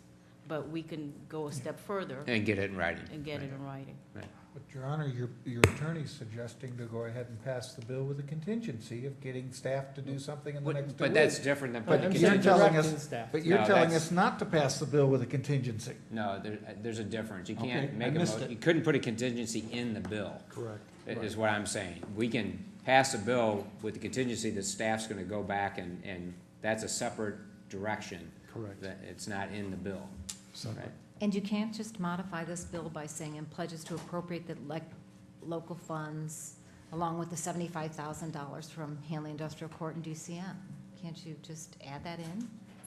But that doesn't bind them. Well, our concern, we wanna make sure that they're gonna pay the funds. We can Right. put this in there, but that's what we have now. Well, I mean, that's why I questioned it. I just wish, like, up front, that we get these things in binding. Do you know what I mean? Because I know it's estimates, I know we're working in a lot of variables, and I know it's free money, but there still is always the match. And, we have a depreciation schedule of other, things that are coming up and other projects, and they're all a couple $100,000, and before you know it, it adds up. And we gotta make sure we have the money ready, and, especially $75,000 if they come up to the point, and we've seen it happen before where people balk. We have a situation at Meridian where people balk on their agreement, and I just as soon have things. Okay, so where are we? I have a motion and a second on the floor to place the bill on hold. Okay. All right. Call for a question to place the bill on hold. Roll call. Alderman Harper? Yes. Alderman Nguyen? Yes. Alderman Robertson? Yes. Alderman Kramer? Okay. Alderman Tui? Yes. Alderman Leahy? Yes. Alderwoman Bannister? Yes. Alderwoman Saunders? Yes. Okay. First reading of bill number 5797. First reading bill number 5797 by title only, an ordinance of the City of Brentwood, Missouri adopting a policy for ambulance fee applicability, providing for the effective date of this ordinance, and providing for the repeal of all conflicting ordinances. Thank you. Synopsis, please. Your Honor, Bill 5797, amending the policy for ambulance fee applicability with procedures for uncollectible charges. This bill is for an ordinance adopting that policy for ambulance fee applicability policy and procedures for those uncollectible charges. The language in the amended policy defines what is an uncollectible ambulance charge, how the city would proceed with uncollectible ambulance charges, and the procedures for writing them off. Policy recommends the uncollectible charges be presented to the Ways and Means Committee and approval by the Board of Aldermen before the charge is actually written off. In addition, this policy outlines billing for services, say that 3 times, for residents versus non-residents. Both Ways and Means and Public Safety committees have approved and recommended the initial policy recommendation. This month, Public Safety approved staff presenting to the Board of Aldermen how uncollectible charges are to be written off. Any questions? Second reading, please. Second reading, bill number 5797 by title only, an ordinance of the City of Brentwood, Missouri adopting a policy for ambulance fee applicability, providing for the effective date of this ordinance, and providing for the repeal of all conflicting ordinances. Thank you. We have a motion? Motion to perfect Bill 5797 into ordinance form, please. Second? Second. Motion is made by Alderman Leahy, second by Alderwoman Saunders to perfect bill number 5797 into ordinance form. Roll call. Alderman Harper? Yes. Alderman Nguyen? Yes. Alderman Robertson? Yes. Alderman Kramer? Yes. Alderman Tui? Yes. Alderman Leahy? Yes. Alderwoman Bannister? Yes. Alderwoman Saunders? Yes. Bill number 5797 is now ordinance number 4463. First reading bill number 5798. First reading bill number 5798 by title only, an ordinance of the City of Brentwood, Missouri adopting a vehicle replacement policy, providing for the effective date of this ordinance, and providing for the repeal of all conflicting ordinances. Synopsis, please.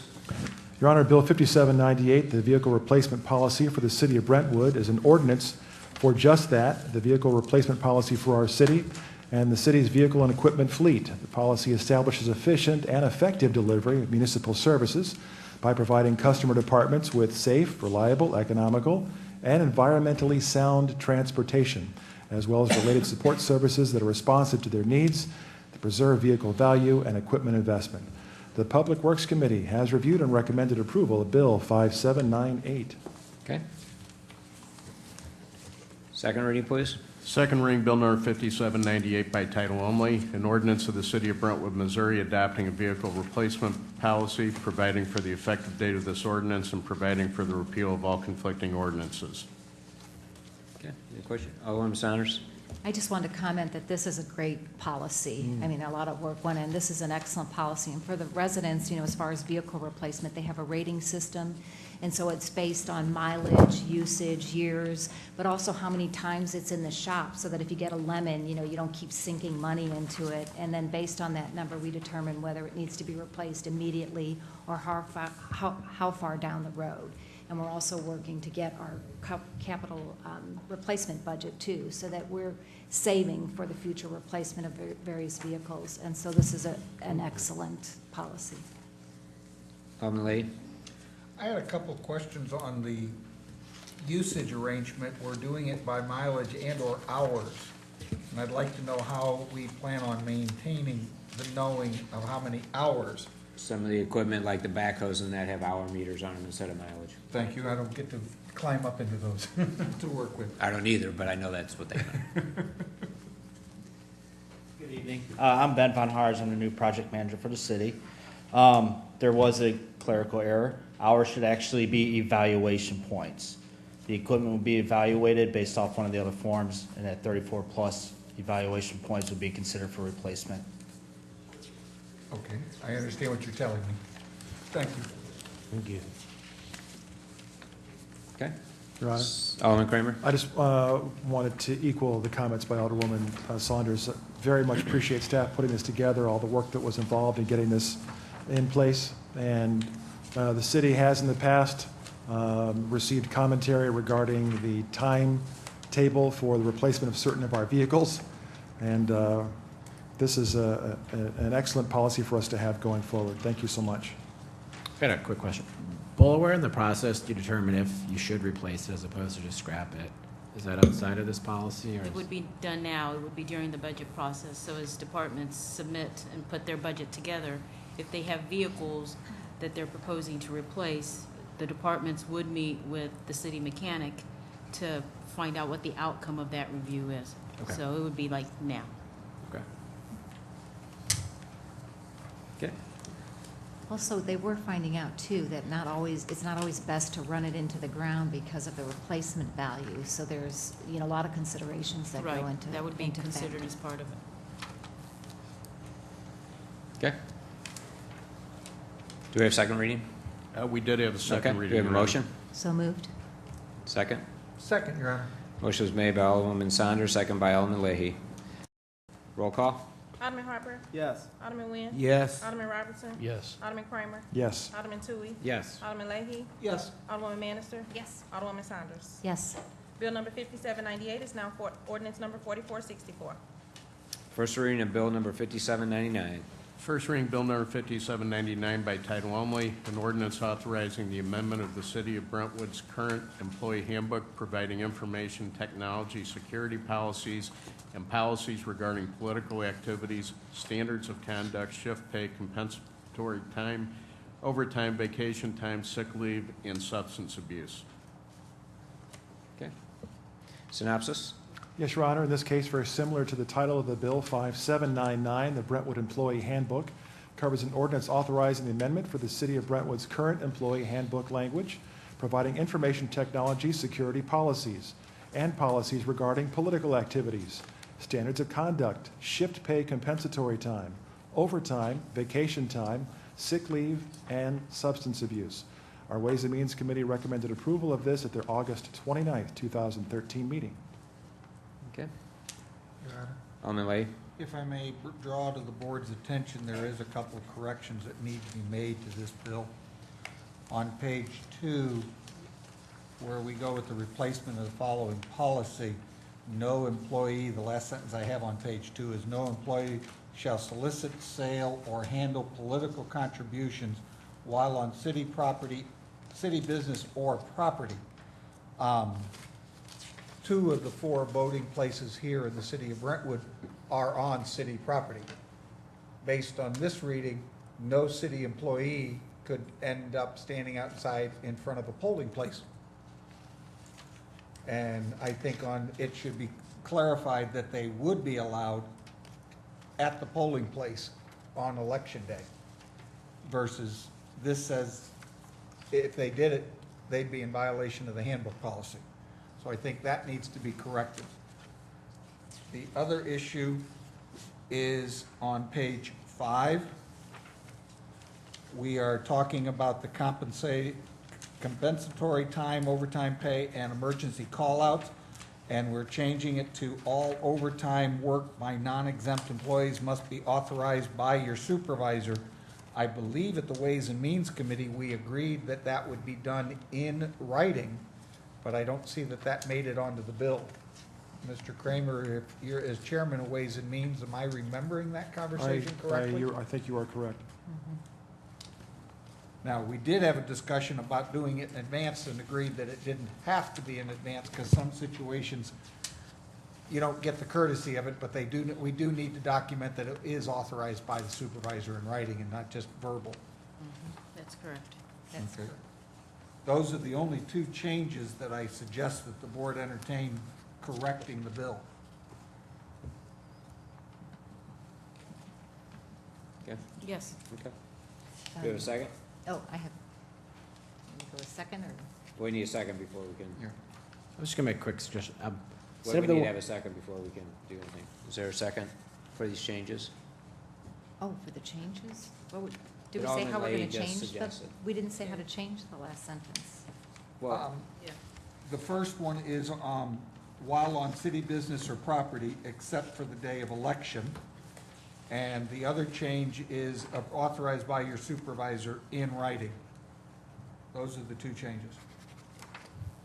I was just gonna add, could we change the word authorized to approved?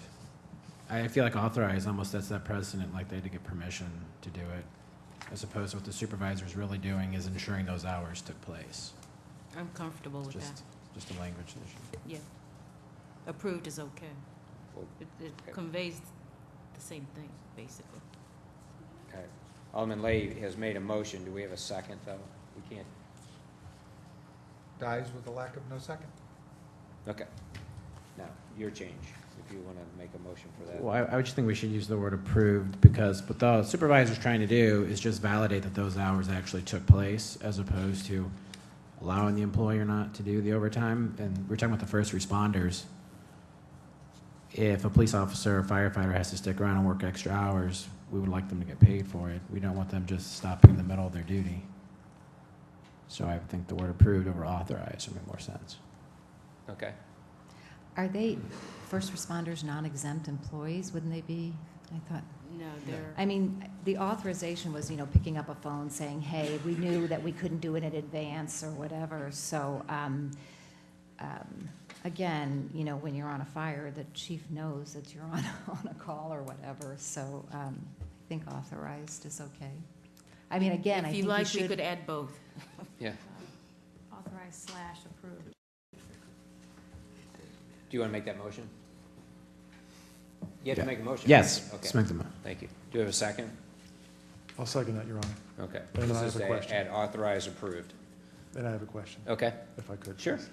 Bola, just to clarify, there were at least one that I remember plead for an addition that we rejected on the funeral leave, for example. That was not included. It was not, we took it out. Was there anything else that, I believe that there was a request to add the definition of in uniforms, and that's on page 2 by Alderman Leahy, and we did. It's there.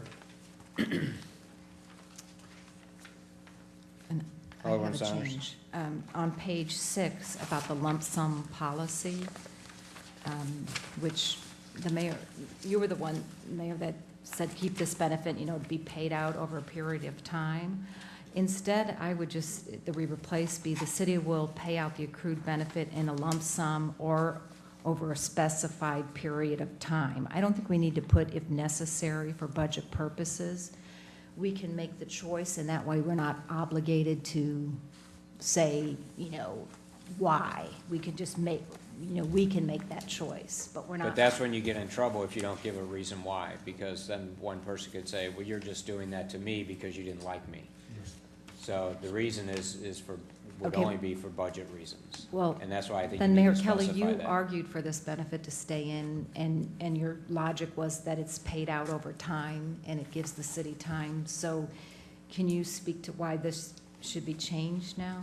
Which page? I didn't ask for the Oh, change. okay. I No. believe that recommendation came from staff. We Right. thought that it was prudent when the employee is no longer working for the city to have a complete separation instead of still carrying them on the books. Okay, The- okay, The reason, again, was, okay. you know, so That's that. fine. Right, so. Motion second. Do we have a first and a second on? 1 and 2? On Alderman Toohey's change? Roll call. Is this on the whole bill, or just, just the Just the change? changes. Okay. This is just a change. Roll call. Alderman Harper? Yes. Alderman Nguyen? Yes. Alderman Robertson? Yes. Alderman Kramer? Yes. Alderman Tui? Yes. Alderman Leahy? Yes. Alderwoman Bannister? Yes. Alderwoman Sanders? Okay. Now, do we have motion to approve the bill as amended? Your Honor, we haven't had our. Oh, second reading, I'm sorry. Second reading. Second reading, Bill number 5799 by title only, an ordinance authorizing the amendment of the City of Brentwood's current employee handbook, providing information technology, security policies, and policies regarding political activities, standards of conduct, shift pay, compensatory time, overtime, vacation time, sick leave, and substance abuse. Okay. Any question? Alderwoman Saunders? On page 14 of the IT, at the very top, there's 3 dots. Monthly full backups were retained for a minimum of 3 years. Are there annual backups, or where is Robin here?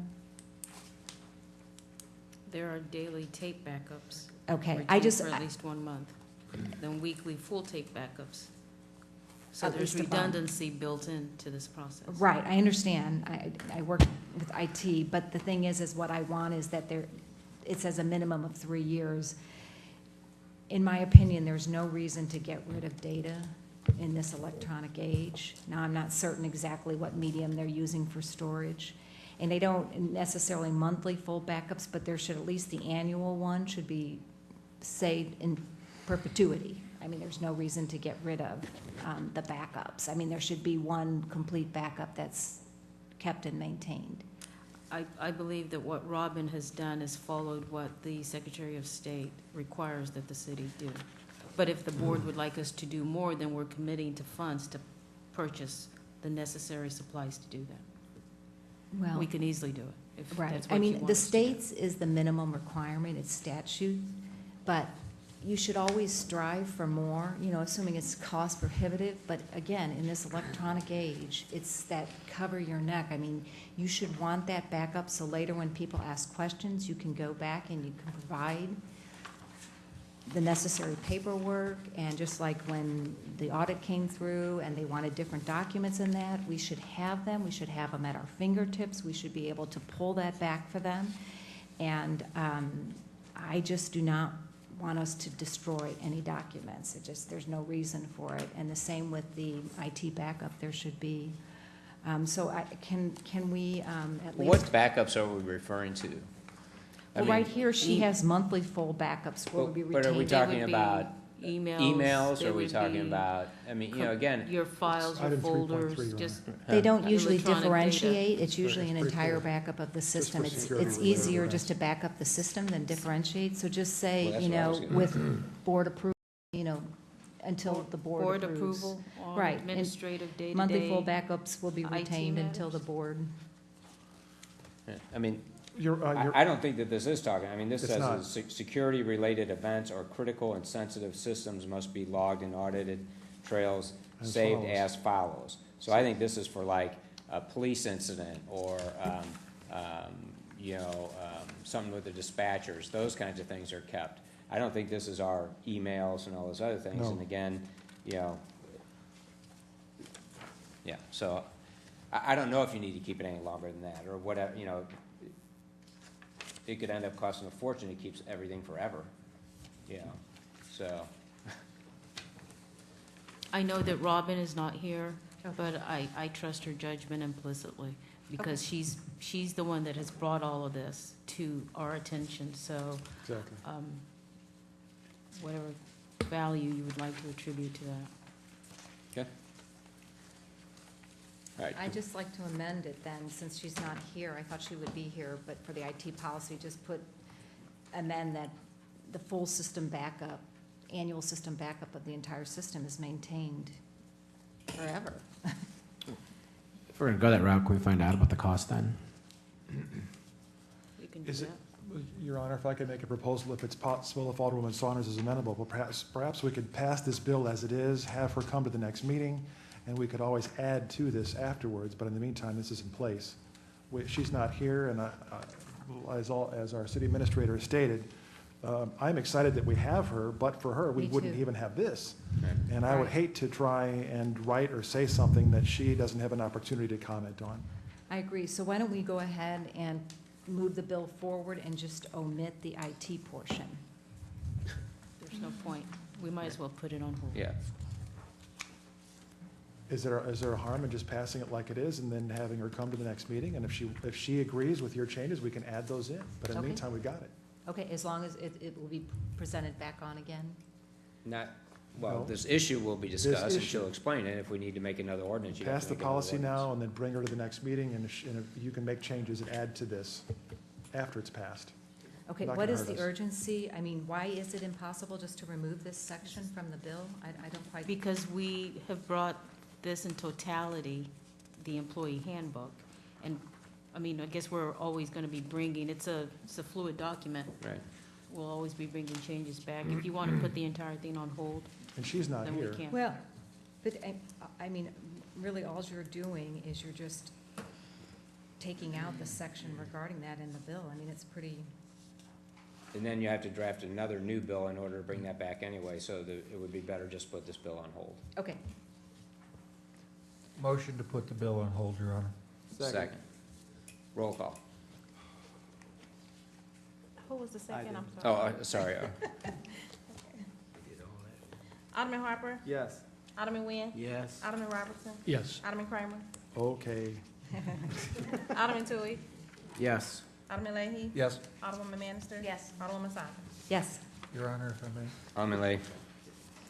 Ms. Bola, when she's looking at that section, would you ask her to look at section 3.3?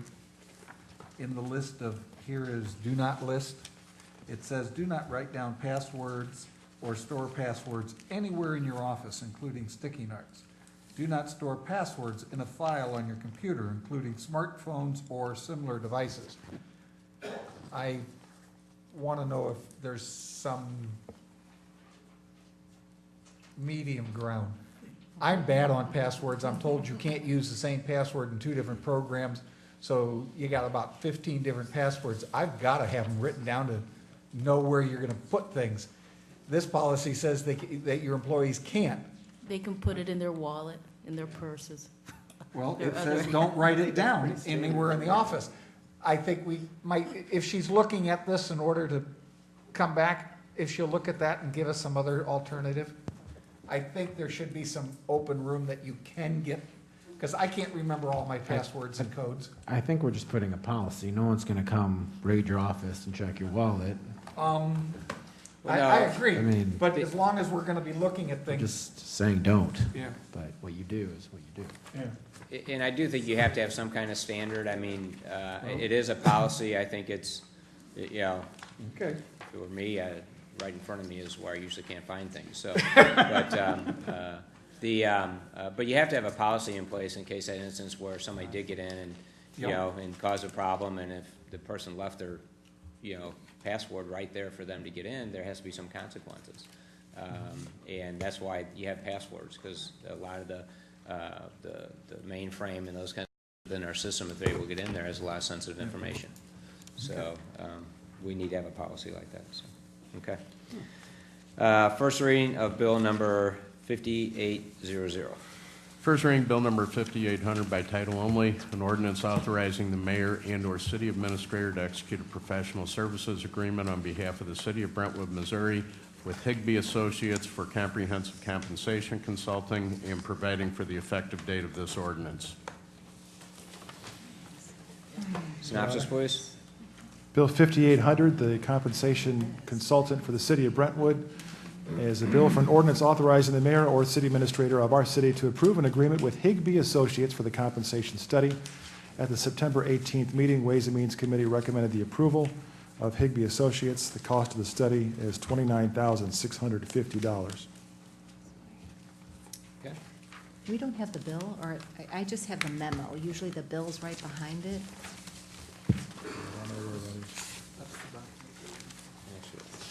Your Honor? Yes. There has been correctly placed before us, before this item came up on the agenda by our city administrator, the topic of how do we pay for this? And when Right. do we pay for this? I personally am of the opinion that while this is a absolutely important item for possible other action the city may take or evaluation of it on its own, that based upon our existing policy for tapping into funding, that we utilize this particular bill for funding through the 2014 budget and not through an emergency expenditure through the 2013 budget. And so therefore, we could look for direction as to, if that is the case, do we still pass this evening, or do we wait until it's funded through the budget? Bola. Well, Sorry. if you pass this, we're going to have to make a budget adjustment. Exactly, Right. yes. If you want to wait and put it in, are you Then- suggesting next year's budget? Those would be your two options. Alderwoman Saunders? The problem is we were supposed to have this compensation survey in October. We moved this back in April to come forward to the board, and then it was delayed, the RFP and so forth. And so this was promised to us in October when making budget decisions.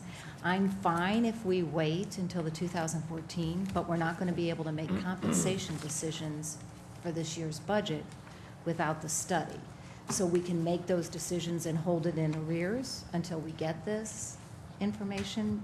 And that way, if the money that we set aside ends up needing it for different, depending on if people are underpaid and so forth, but if not, then that money can go to the reserves. But we're not going to be able to make compensation decisions without this information for the 2014 budget. And the goal was, when we passed this, was to have this study in our hands at the time of this budget. And here we are, and we haven't even commissioned it. Your Honor, I have a reply, but Alderman. Alderman Leahy had his hand up. I'm going to sit and listen for a few more minutes. Your Honor, my understanding is that for this particular study, like others similar, would necessitate at least a few months of work by this company. So even if they started tomorrow, I don't think we could get it in time to make any decisions in time for us to be able to approve and pass the budget.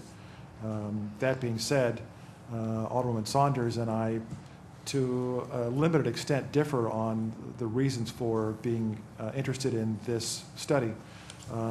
She has hers, and she stated them. I've stated mine. I'll repeat them again, which is that I'm of the belief that the city has responsibility going forward to have this data, this benchmark, this reference point that would be called out in the study for the ability to have a cap on a position, per position within our city, so that the residents could be aware that our city has guidelines going forward as salary increases are handed out, as bonuses are used, as compensation is increased, so that we have some limits, and that every position has been studied by a resource as expert in the field as these folks are.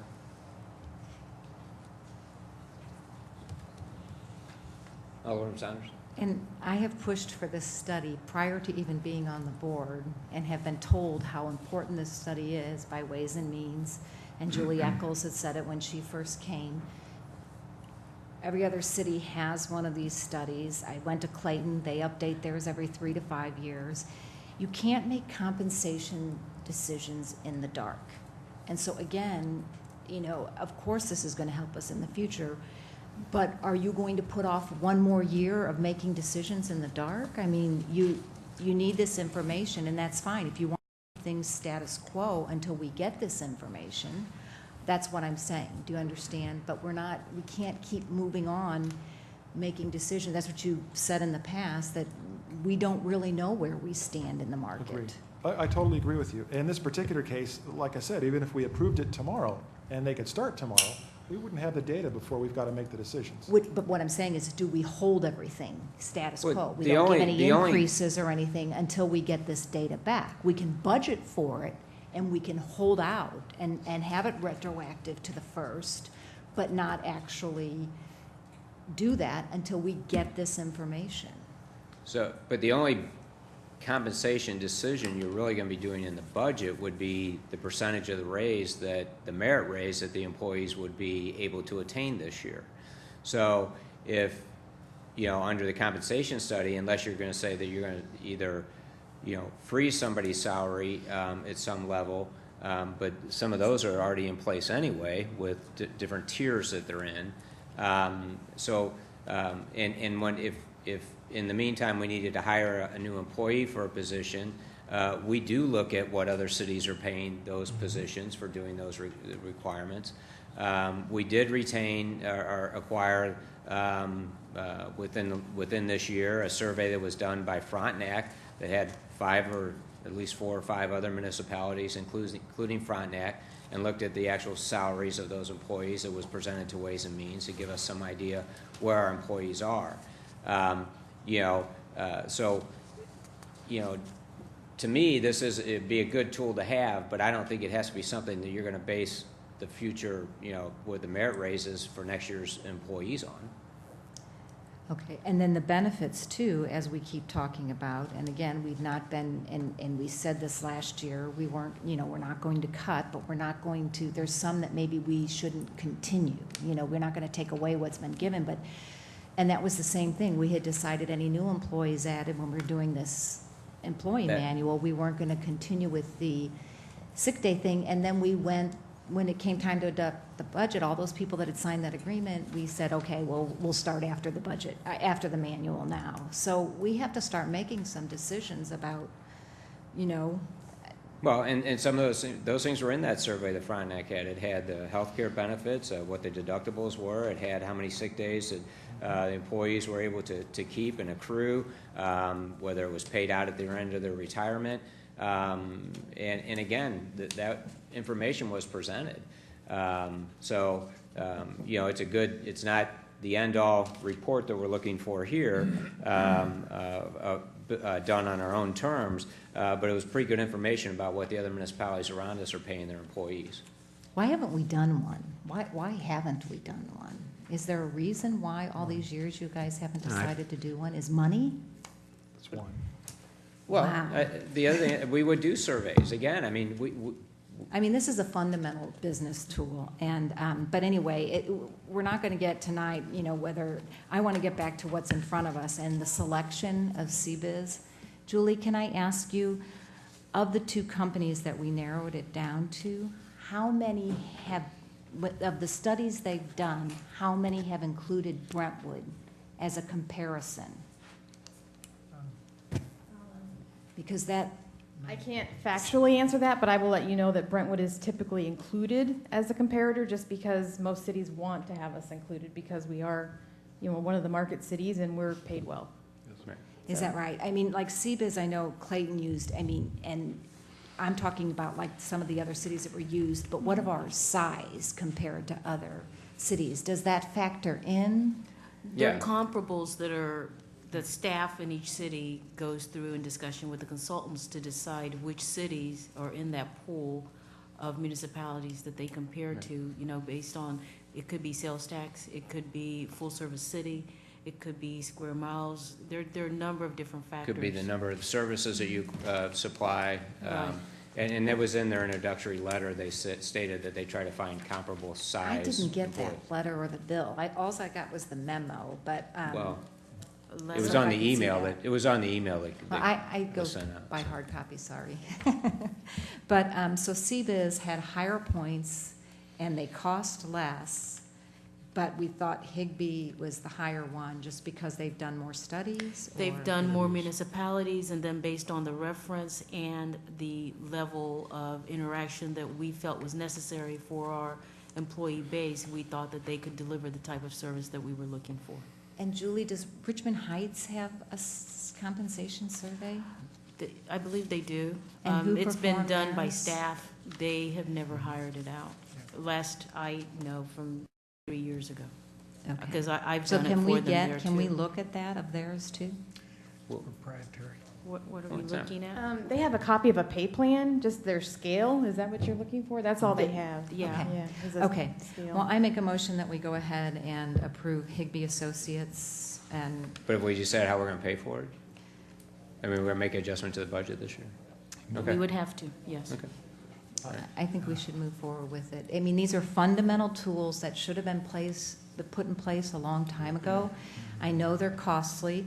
I know we also want to get our reserves up, but you've operated with this low of reserves for all these years. You haven't had a fund balance policy. We're not going to No, get there. we, not you, we. I'm sorry, what? We have not. You say you, you're making Oh, it I'm sound sorry. like it's I'm sorry. me or. The city hasn't, I'm sorry. The city hasn't had a fund balance policy. We just put one into place. It's going to take time for us to get there. Like I said, the minimum's 10%. I'd like to even see that as 25%. But these are fundamental structures, foundations that you have when you're making decisions, and we need to get some of these things done, just as the internal control audit, just as we had to do the air conditioner. And I wish we had more of a cushion, but these things are critical, so we're going to have to look and see where we can cut and get these things put in place. Your Honor. Alderman Kramer. If I could try to separate out the merits of this program from what we are ideally encumbered to focus on, which is our policy of spending funds from the 2013 budget. I don't think we can make a case this qualifies as an emergency. I don't think we can make it a case that this needs to be done based upon the timeline it takes to do the study itself, that we need to get this included for 2013. We can still fund it for 2014. If there's a way to pass it tonight and say that it's funded in 2014, that's fine. I don't know if we can do that, but I think, Bolo, what you pointed out to us in our very own policy is that for us to, we're making a precedent against our own policy by funding something for 2013 that's not an emergency. And it's not of necessity or emergent need at this moment. We really want to have this. I am for this. I think it's very important, but at this very moment.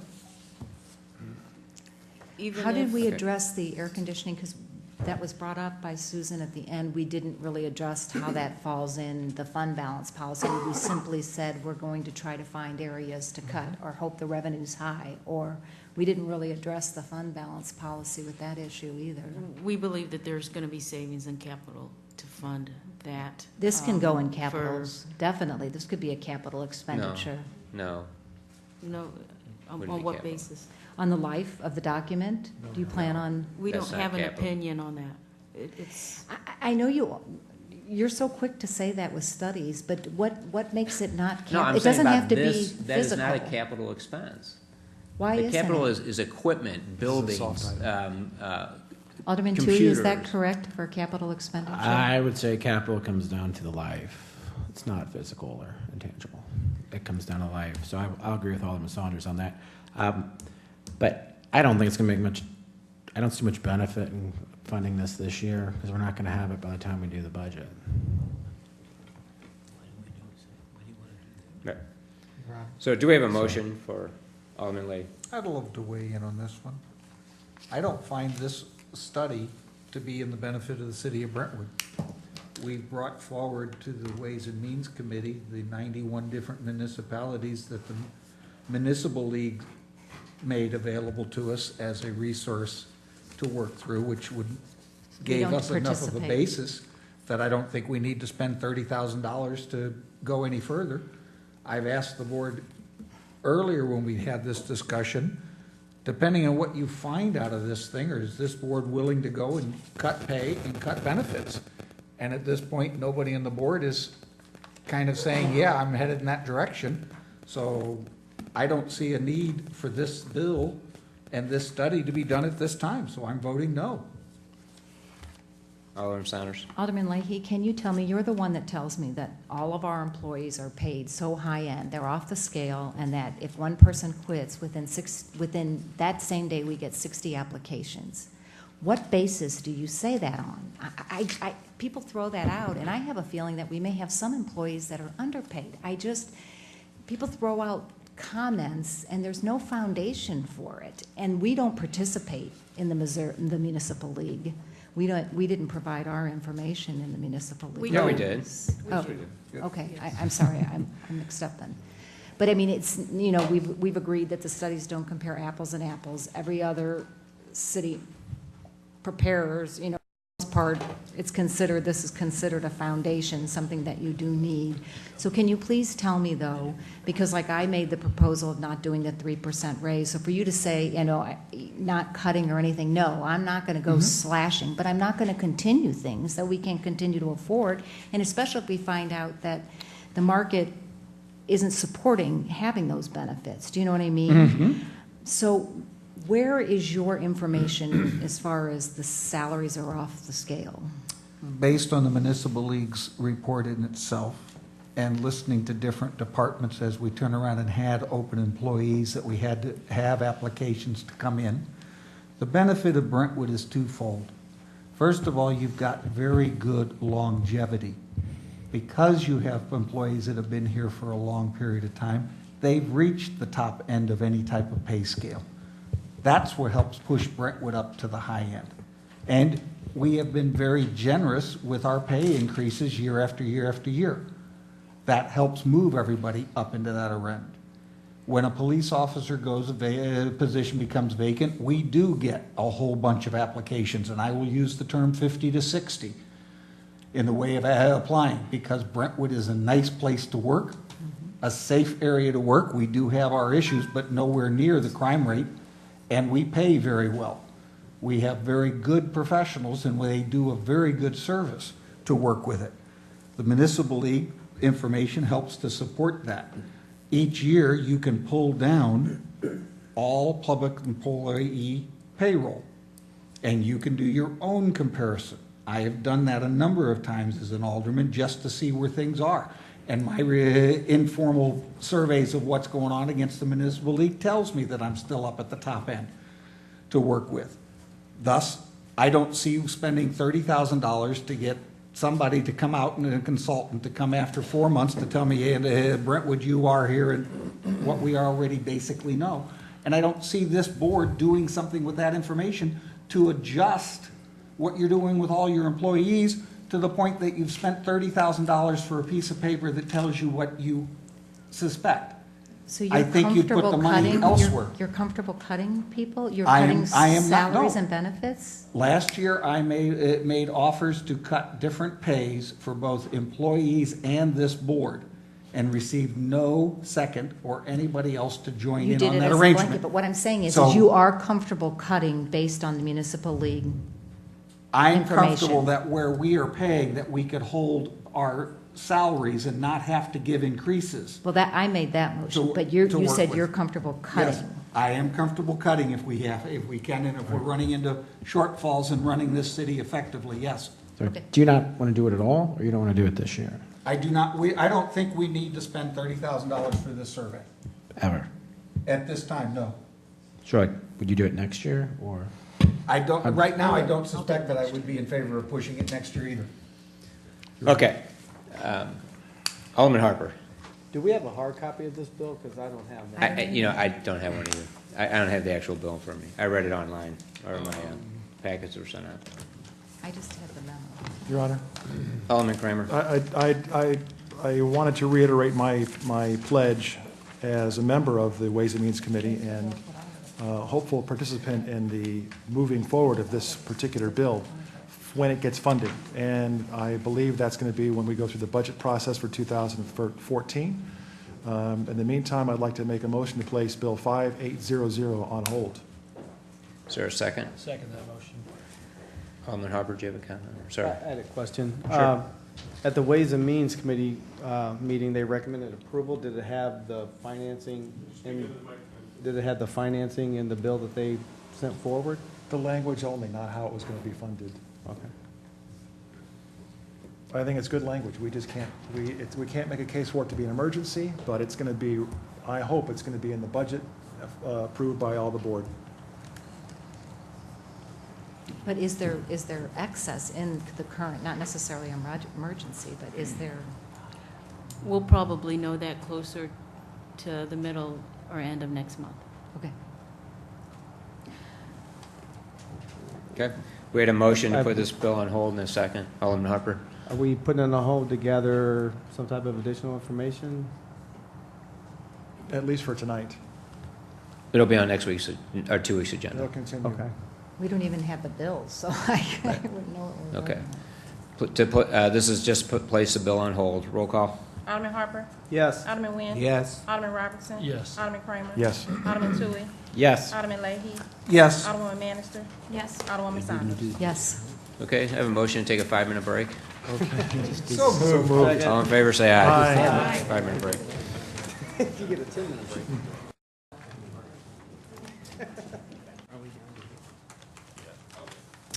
Next item on the agenda is Counts Against the City. Yes, Your Honor. I have reviewed the warrant list as presented by our city administrator and staff for the October 7th, 2013 meeting in the amount of $221,026.56. And I make a motion for approval of the warrant list. Alderman, or was there a second? Second. Thank you. Alderman Leahy? Thank you, Your Honor. I have a couple questions on the warrant list, if I could have some help in understanding. Let's start with the city of Glendale. This is the quarterly share for the cooperative fire training. Why am I under this understanding that that agreement was supposed to be funded through the Rock Hill municipality and not the city of Glendale? This is our share of that shared Yes. training officer. No, it's, he's from. Well, you have a check here that you're writing to the city of Glendale. Right, that's where it is. Because That's the- where he's The shared from. officer That's works for where the the training city. officer's coming out of. Okay, so Right. we're paying Glendale to pay him. Right. I thought it was that we were paying Rock Hill. Okay, that's that one. The second one is the GBA Architectural Engineers.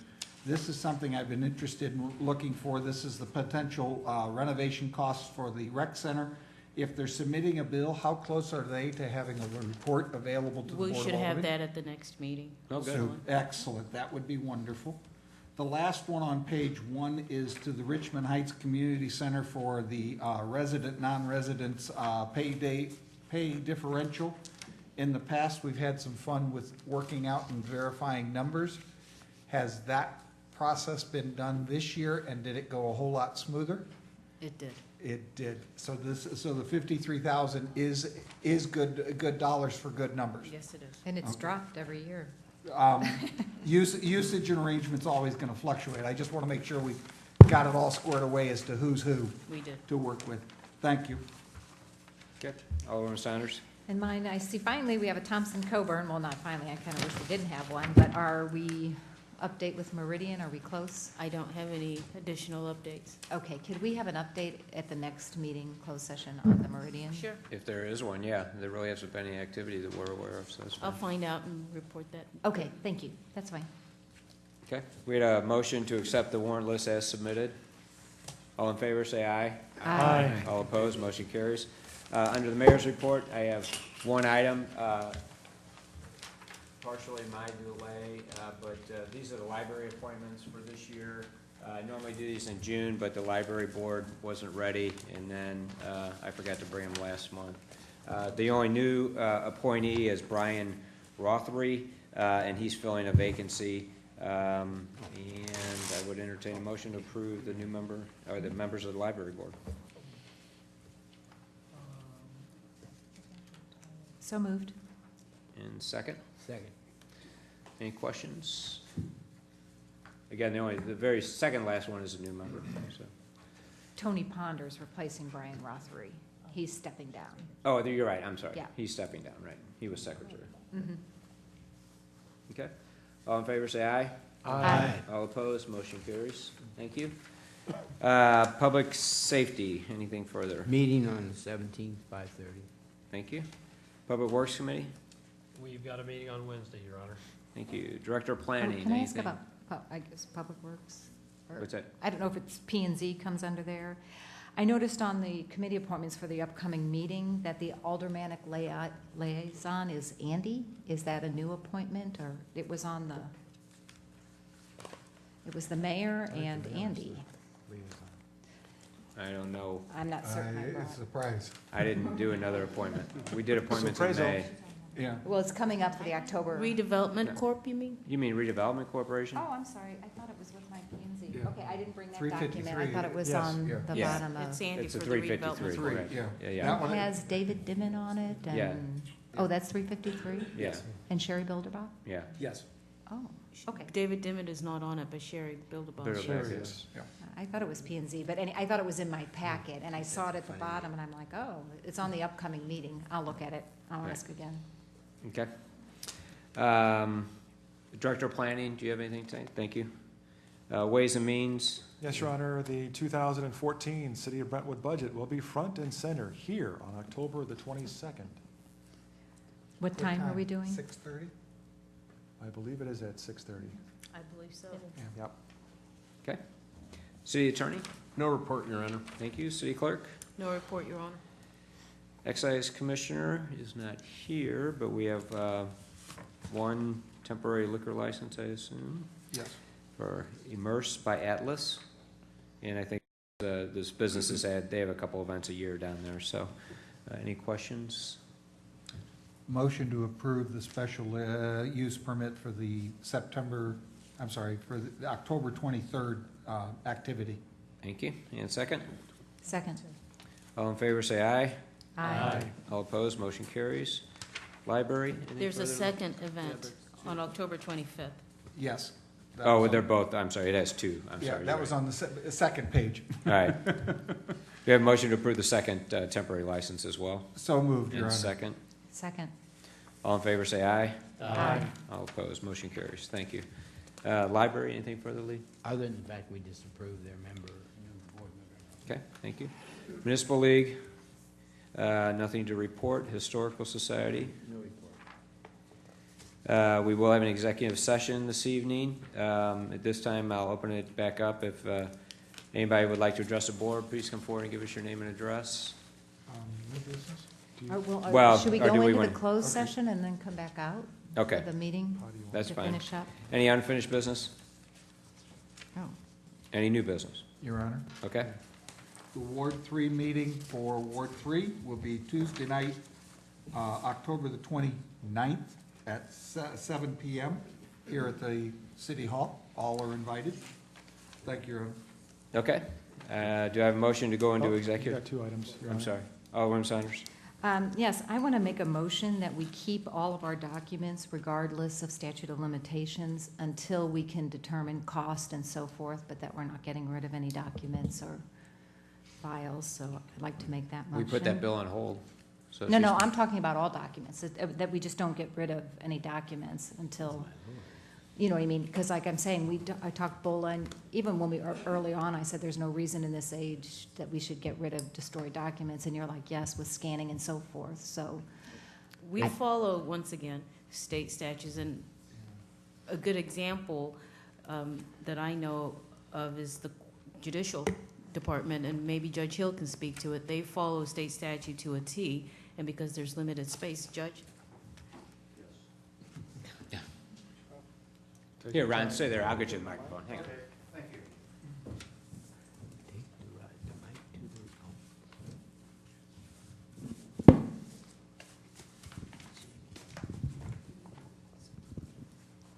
Thank you.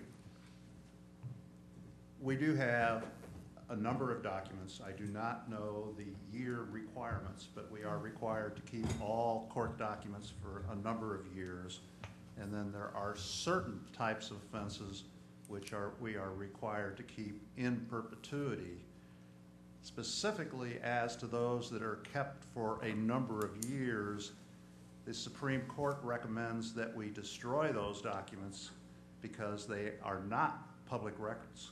Yours and they aren't. are not accessible, and that we are supposed to destroy them. They are open records and can be inspected, that they are not to be given to other people, and then after a number of years, the misdemeanors, in fact, are supposed to be destroyed. Certain misdemeanors, such as DWIs and stealing, are kept in perpetuity so that they can be reconstructed and used as second and third offenses. But your speeding tickets, your peace disturbances, other offenses are supposed to be destroyed because they have no impact and they are not supposed to be open to the public. So we do have a regular destruction project that we carry on annually, and we just went through a big sweep and had a fairly significant number of records destroyed. But I'm saying that we need to destroy those records. They're not supposed to be kept open. So when you say all records should be kept in perpetuity, that is not correct. Okay, I'm talking about the city records as Well, far as court records are finance. city records. Right, okay, excluding court records. Okay, well, then you could say that. Okay, excluding court records. I'd second that. Well, should we find, wouldn't be a bad idea, a legal opinion, to find out if there are other records we're supposed to destroy. I mean, I know. There's a lot of question, and you've discussed at the last meeting that you would be open to a forensic audit if you knew the scope and the direction and with the data mining and stuff, and so we don't want to find ourselves having destroyed things that later we wish we had. So since there's this state of flux, it just makes sense to keep it. It shouldn't cause an issue. I think it's a good policy. I mean, a lot of cities don't destroy the documents. You don't have to. I think there are times where I wouldn't make a general statement like that because I think most cities follow the state guidelines, and I just think it's not appropriate to just make a carte blanche statement like that. That you keep everything forever. I mean, we can. I said until we investigate the cost, or if like putting in electronic storage is difficult. Your motion was to keep everything forever. I thought, though, until we explored the cost. I thought well, that was we're the not end. destroying anything right now. I mean, but I just think, We again, don't have time to destroy anything. Okay, right. well, great. I was just kind of. We put the one bill on hold so that we could come back and get more information on it. And, again, I think most cities follow the guidelines because record storage is very expensive. And even electronically, because then if you're going to have employees scanning it in and documenting, keeping the files, and there's a cost associated to that. Okay, well, for right now, considering the environment that we've experienced over the last couple of years, for now, let's just not destroy any documents. We're not destroying any documents. Okay, all right. Your Honor, Alderman Kramer. if it's possible, maybe at the next meeting, we could have a statement from our IT department and from our legal in this topic, and maybe. That's what we were supposed to do. Right? Yeah. We put that bill on hold. Your Honor, I do have some new business. Wait a minute, excuse me, point of Go order. ahead. You do have a first and second on a motion, Oh, okay, so we have to clear it. okay. This is to Could you keep clarify records. the motion? I would like to amend my motion that just currently, we do not destroy any documents, except for court records. Until there's a. Well, I mean, we can revisit the issue once we, you know what I mean? Once we kind of know where we're going with the data mining and some other issues, but there's no, with the current environment, we shouldn't destroy the documents. I'm fine saying until we can investigate the cost. That was the original motion.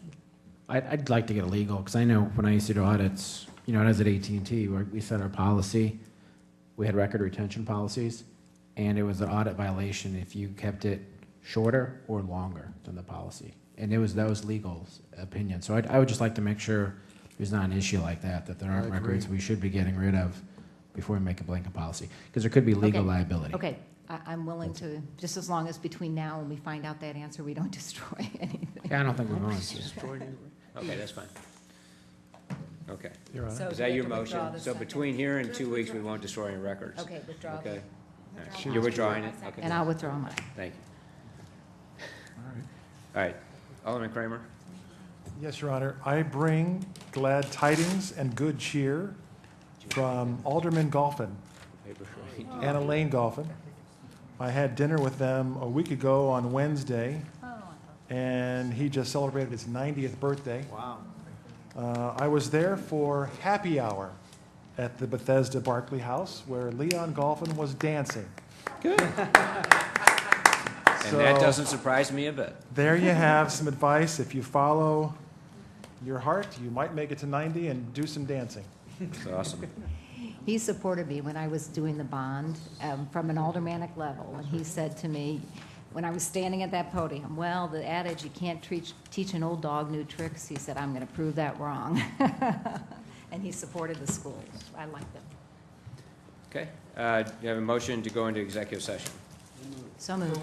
And second. Clarify for what the session is, sir. Right. Legal and personnel.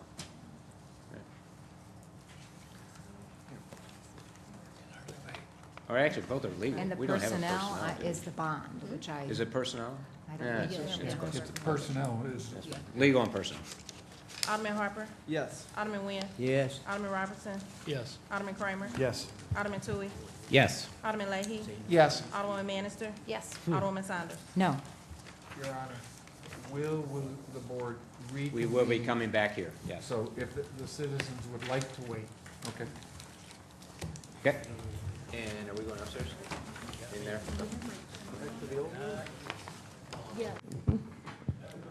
Sorry. We are back in regular session. And at this time, I'll open up to public comment. If anybody would like to address the board, please come forward and give us your name and address.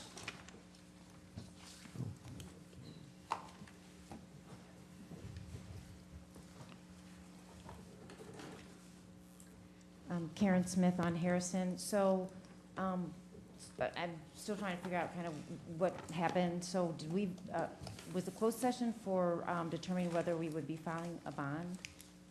Yes. And will we find out what the outcome of that was tonight? It's public. Sure. We won't. Okay. No, you can give it the, if you would like to, go ahead. We Finish your public comment first and then we'll. Okay. Well, I was just going to say, I guess, first of all, that I was disappointed that the compensation survey was not approved tonight. I think it's very important for our aldermen and staff to have the information that they need to make informed decisions. And, you know, I didn't know anything about filing a bond. That was something new that, you know, was brought up in an aldermanic meeting by another resident. And, you know, based on the discussions that we had tonight, I felt that it was important that we do file the bond. The dollars that might have been, that we could have maybe obtained through that process could have helped bolster our reserves, or some of those dollars could have been used on other initiatives, because I don't really think that our city is in very good financials, is in a very good financial position if we can't afford to do a compensation study. And there have been a lot of recent articles in the paper of other municipalities that have filed against their bonds when there has been misconduct in the city. And I guess my first question would have been, why didn't the sitting board at the time that Chris Seemeyer, when we had misconduct by Chris Seemeyer, why the sitting board at that time did not file against that bond? I don't know if any of those of you that are currently on the board that were part of the city board at that time could provide any explanation for that.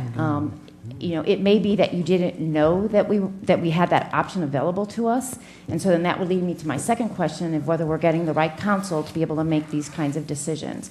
I just think it's very, very important that we get the right information so that informed decisions can be made, that we are assured that we are effectively governing the city. And I'm based on, and we'll see what the outcome was on the filing of the bond, I guess. But I'm just very disappointed in the compensation service that we don't have the money to do something like that. Thank you.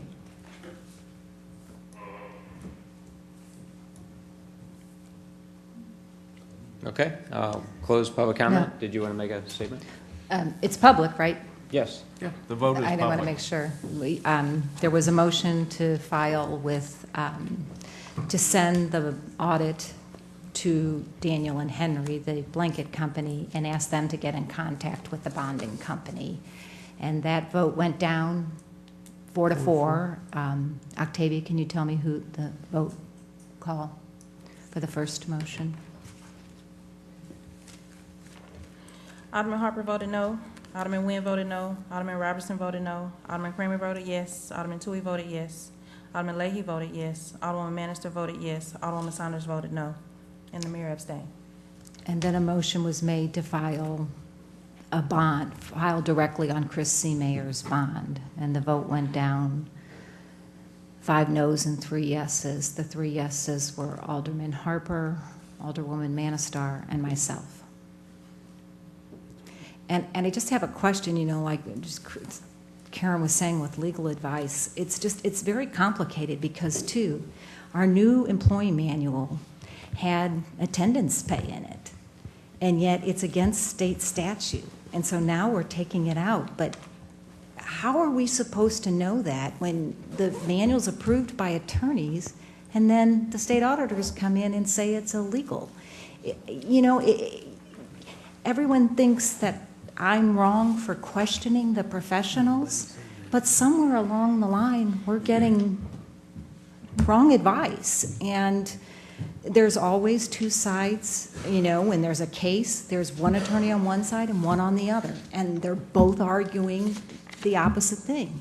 And so you take the advice, but we still have to use our professional judgment when making these decisions. And I feel that this is money lost. We should have filed on that bond from the get-go. I agree with Karen. I don't know why we didn't do it right away, but this is not anything to do with the embezzlement, and it's nothing to do with the fireman overtime. These were losses, other losses that were incurred based on the state audit.